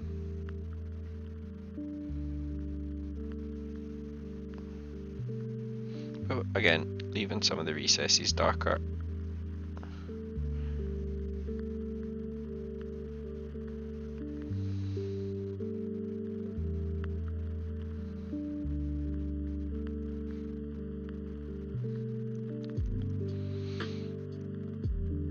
So we can get that nice contrast.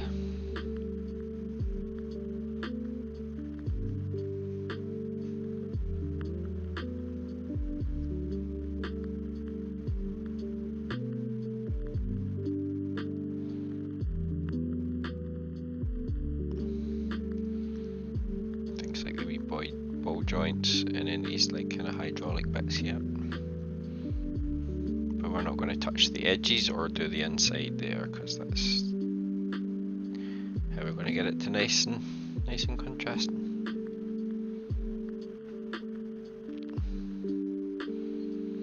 Same way here, got a little rivet bit, I'm going to do that. I've got this little pipe that goes into the back of the head.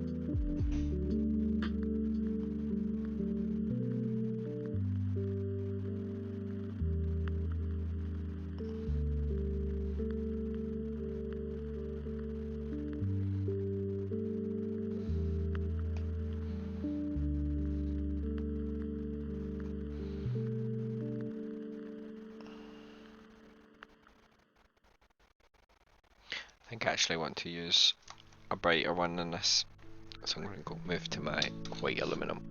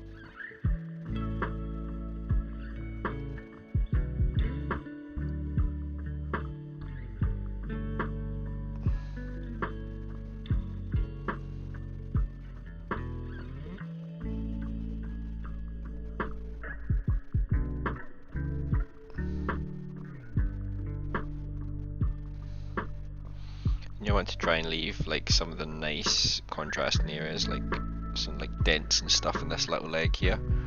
So we're going to go around them,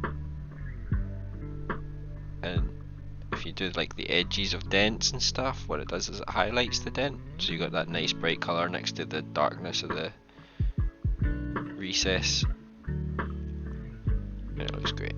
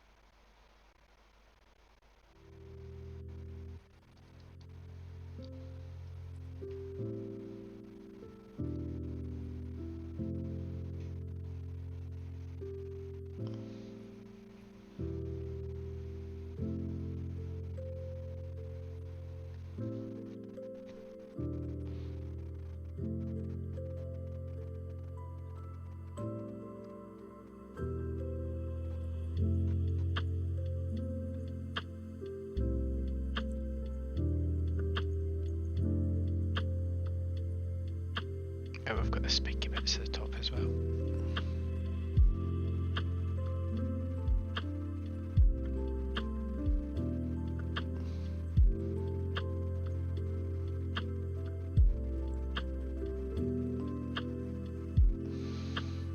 And the spine.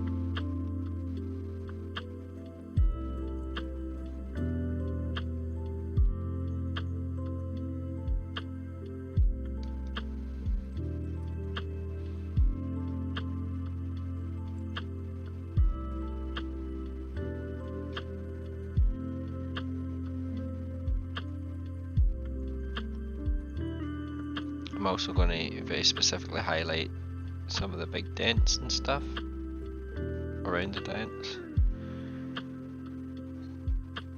because again we want them to really stand out at the tabletop quality, tabletop height.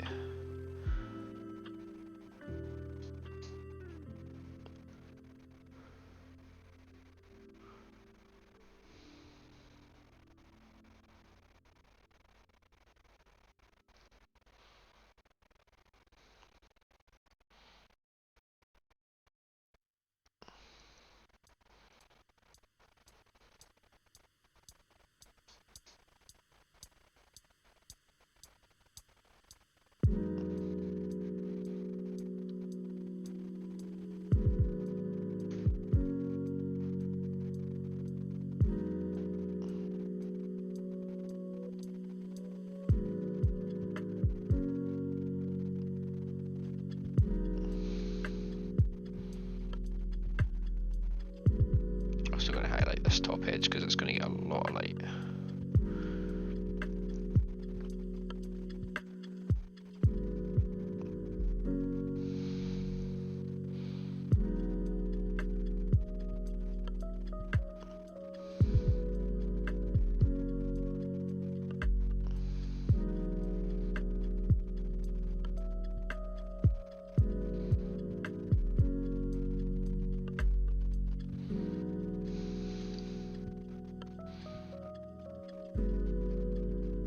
Face, because we want the face to be a wee bit more highlighted because I want it to be a focal point.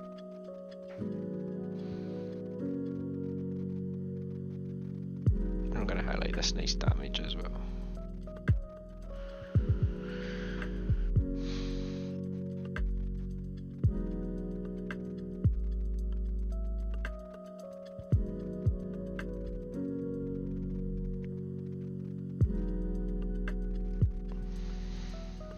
And maybe do it all again.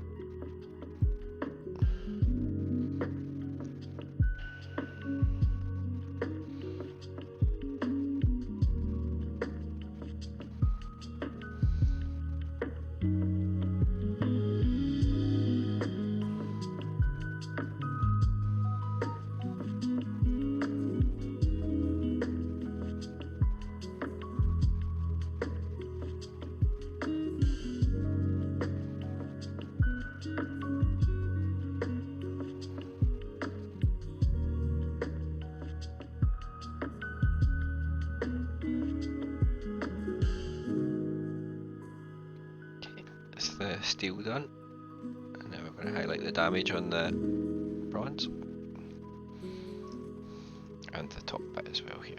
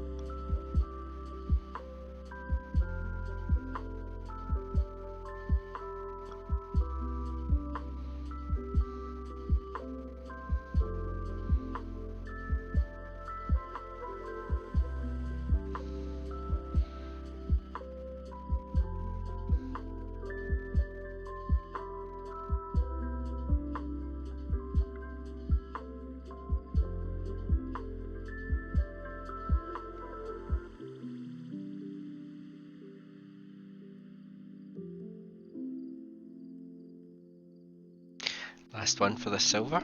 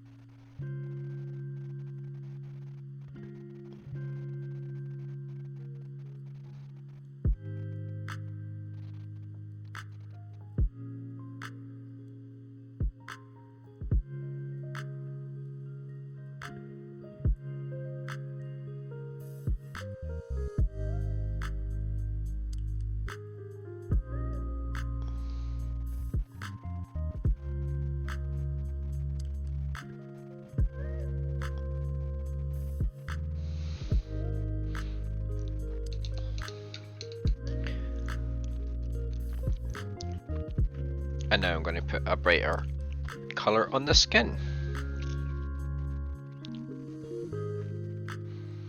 I need to give my brush a good clean though, there's a bit of paint stuck in the bristles.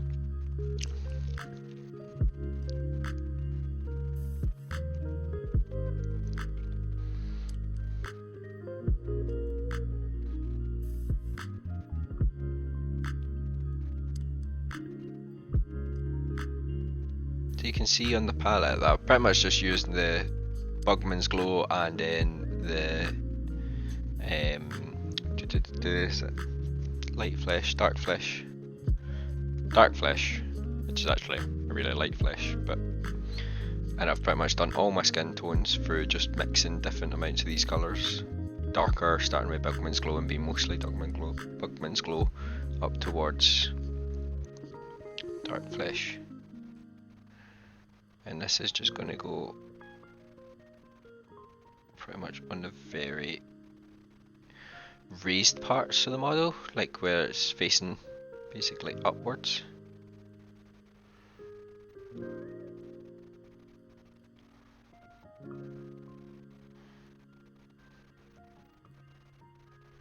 I want it a bit more watery than that.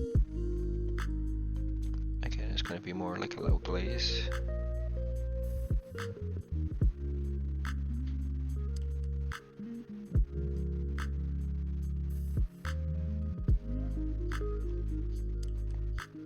But we're going to stretch out to do edge highlights on surrounding bits as well. Just like this.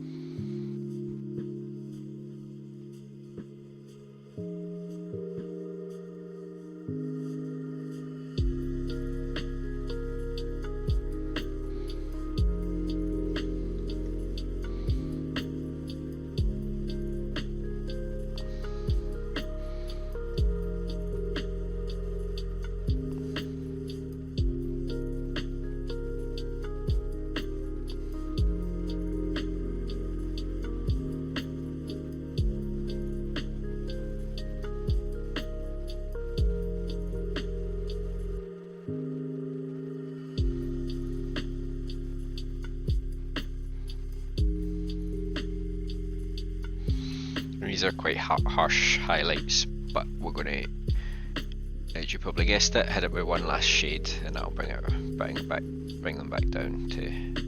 They'll still be quite harsh highlights, but we're mainly doing it in the areas next to dark.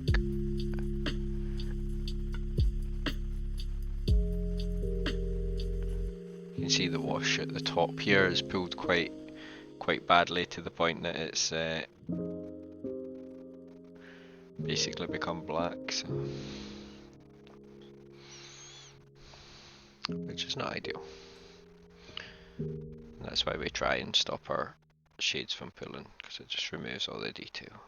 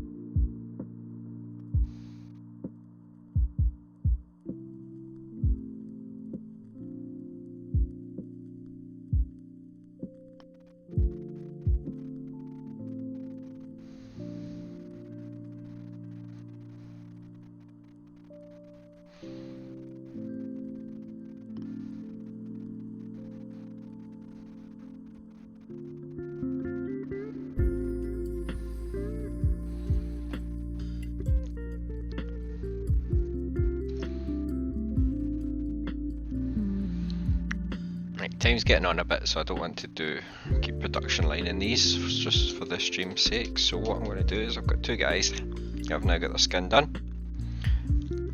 They're going to get a wash because they're dirty boys with Necron Flayed. It's going to be quite watered down, and this is going over the whole model again, including the metal. So the silver bits that we've done on the battle damage and that, this will remove like how strong it is. We're not doing the steel, we're just going over the copper bits we've already done. Again, very watered down, and we're doing the skin as well. So it's more like a glaze again. And the main reason for this is the bits that we've done like battle damage and highlights on. It's going to bring it back down to be really dirty again, which is where we want it.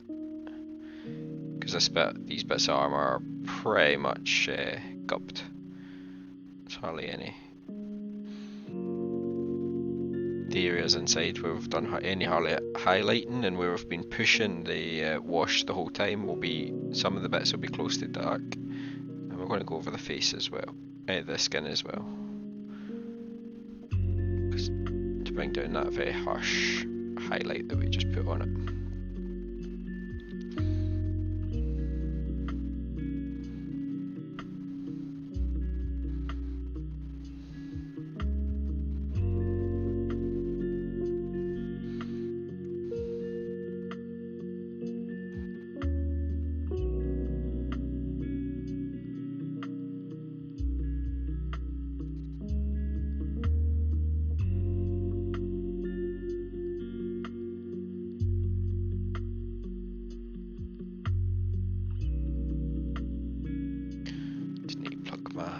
Headset in, beeping at me because it's getting low battery.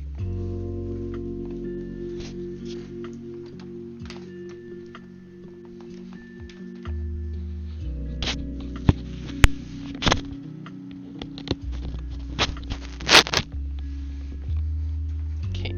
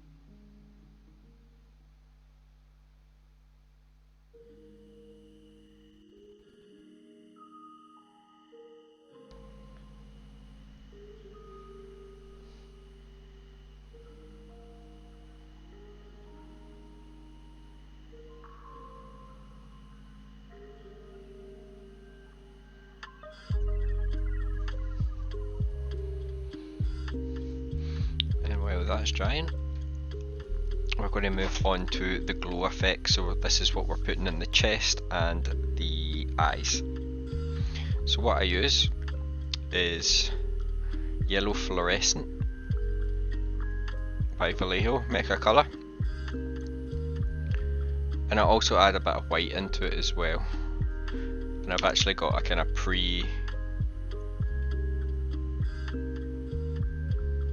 mixed bottle just so I can kind of keep them all the same, but what I'll do is I'll mix it on this so we can see. But I'm going to put my pre-mix down. This one's very fluorescent, as you can see. I think it was white I put in it. If it's not, it's probably going to take me a while to figure out what I did. So I'm going to use silver grey. which is my version of white. Oops, that came out a lot faster. And what I want to do is try and get it to match what I've got there.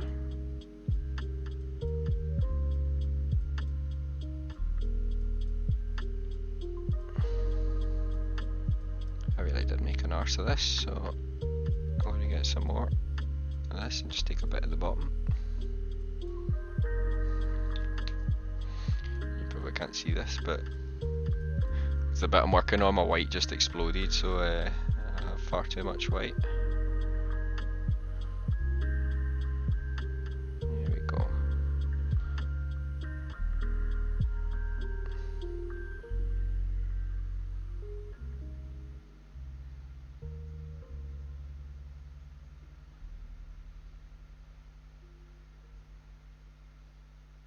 So it's a kind of yellowy off-white, just what we're looking for, and this is pretty much going in all the glowy bits. So here, I've done the sword differently. I've not done the sword, but his eyes, his chest, his little thing, and then all these wee dots that he's got. This was the base for that. So I'm going to go ahead and try and get some of this in the chest cavities.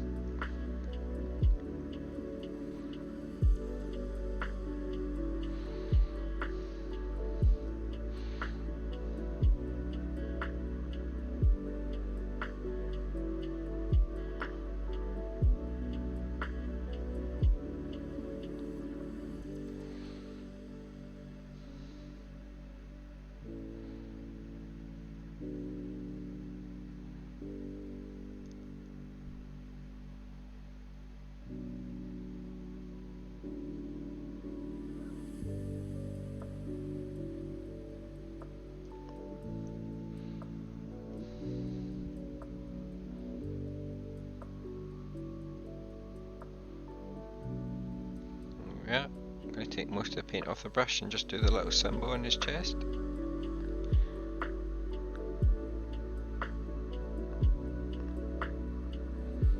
Doesn't matter if we go over it a wee bit, because what we're going to do is do a wash on it, which will then make it look a slightly glowing effect.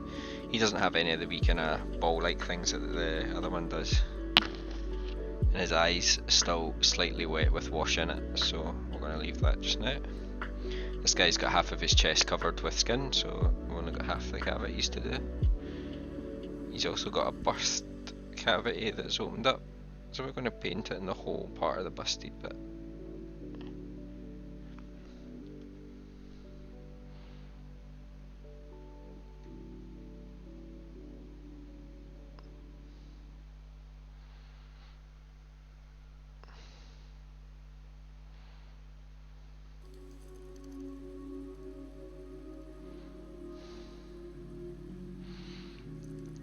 This guy's got his eye poking out a wee bit, just in this corner here.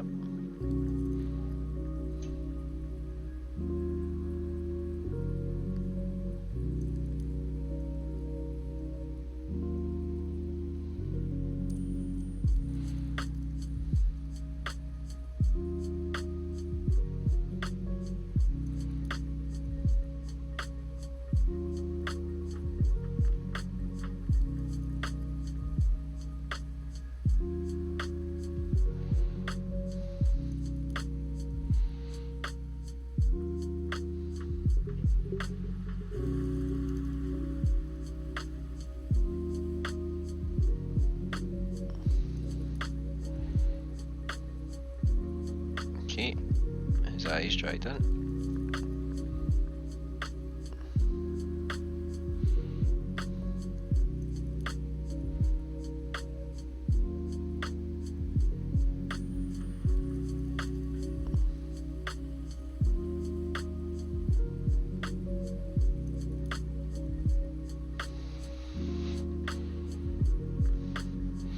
The other eye is covered by skin. And then what we're going to put on top of that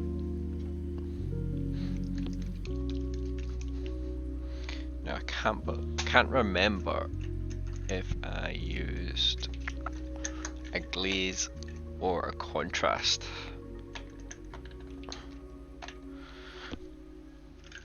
So we're going to try both. So it was either warp lightning or it was just a glaze of Waywatcher green. I've got a feeling it was the glaze, so we're going to start with that.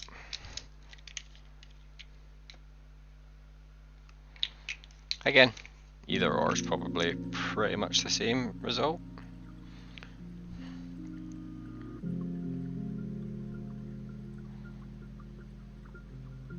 Yeah, it was the glaze. And it doesn't really darken down our colour, it pretty much just makes it green. And you can put quite a lot on, because that almost gives it like a little glow as well.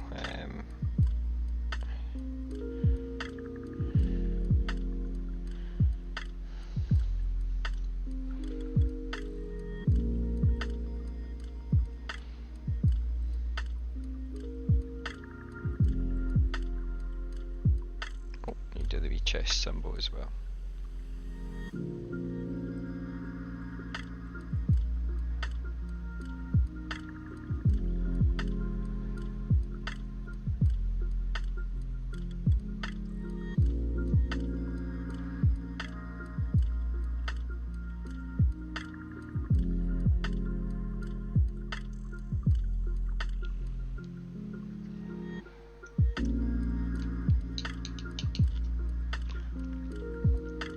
And now to properly finish off a flayed one.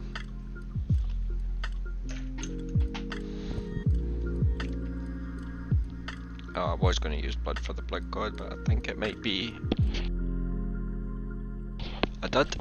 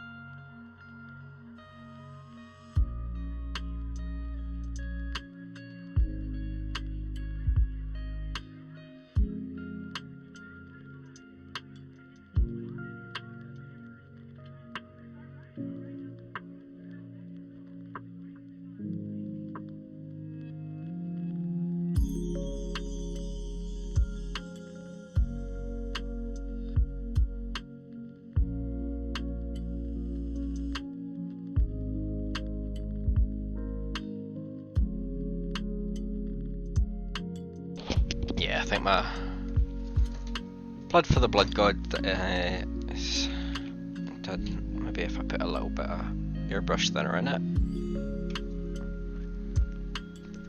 we can maybe bring it back to life.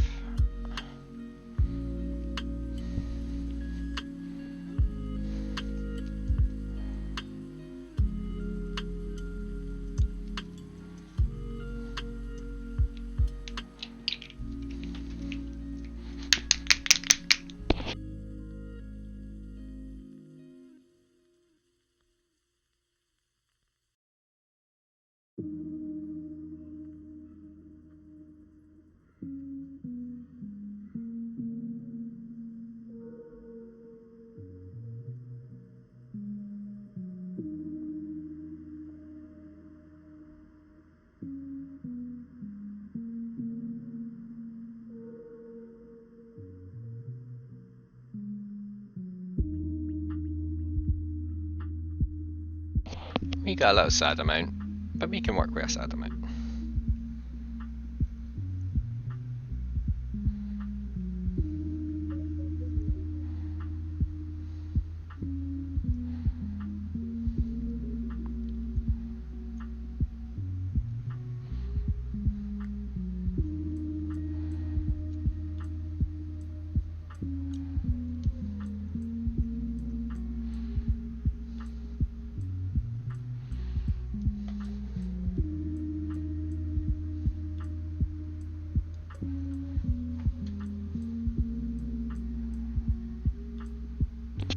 Camera's turned off, let me fix that.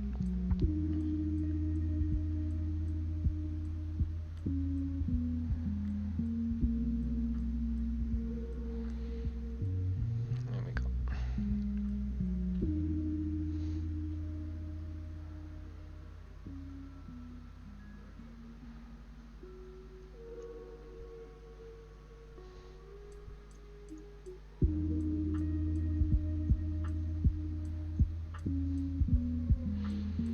Obviously we're flicking it the way that they would pretty much be dragging it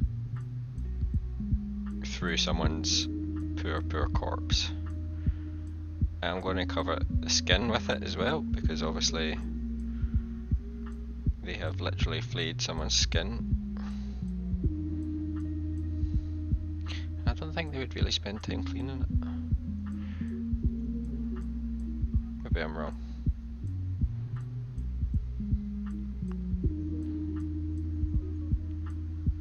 Definitely need more of this, but I'm getting the effect I like, so I can squeeze some more at the tube.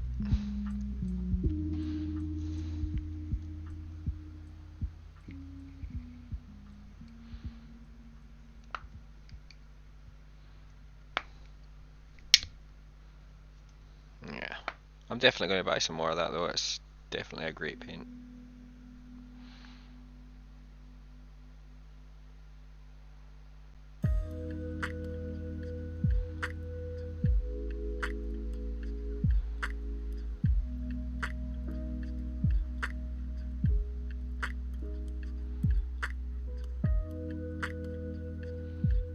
Even though I'm splattering the blood all over the face there because he's wearing skin, I don't want to get it on the eye and remove that kind of glow.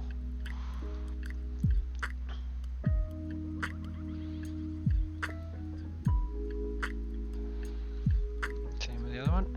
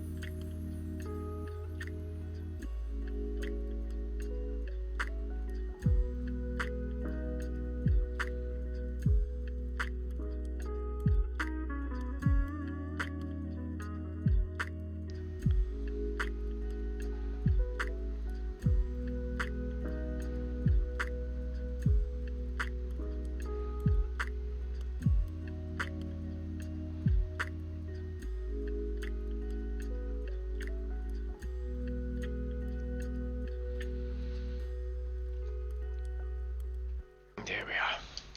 Suitably gory. I've not gone over the top. I have covered the skin quite heavily with blood for obvious reasons, but there's only small splatters in the armour and stuff. And even though these would probably be absolutely drenched in gore, you don't really want to remove all the detail and hard work on the painting that you've done as well, so. But you can add more or less to your taste.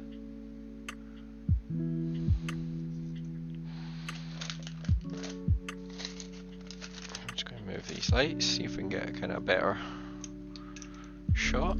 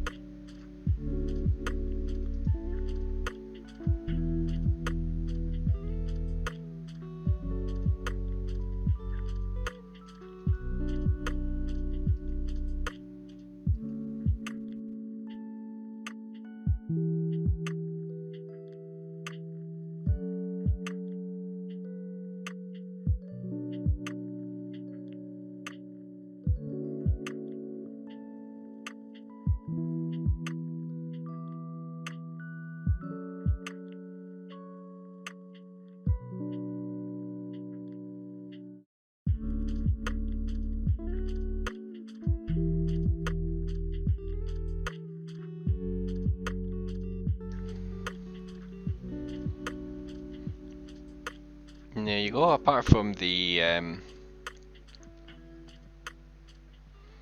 like the weapons, that's pretty much how I paint my Necrons, with added gory skin on the flayed ones.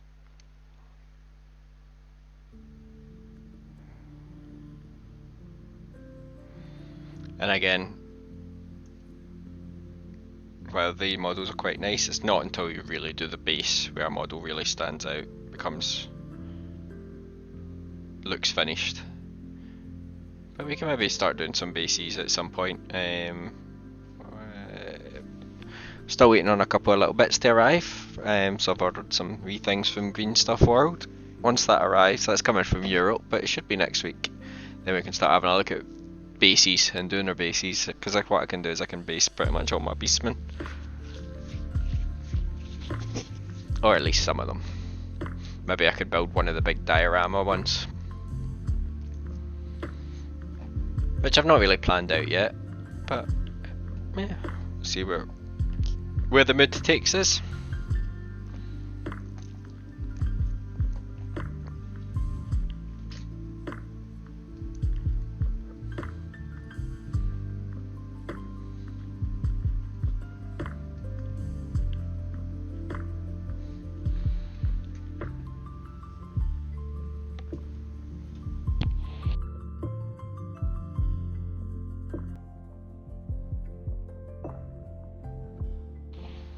But yeah, I'm really happy with how they turned out.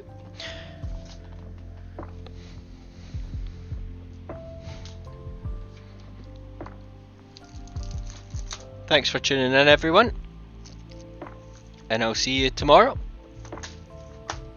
If you've got any ideas of what you want to see tomorrow, whether it's finishing off these flayed ones or something different, let me know. The Discord's on the screen there, as well as a sleepy kitty.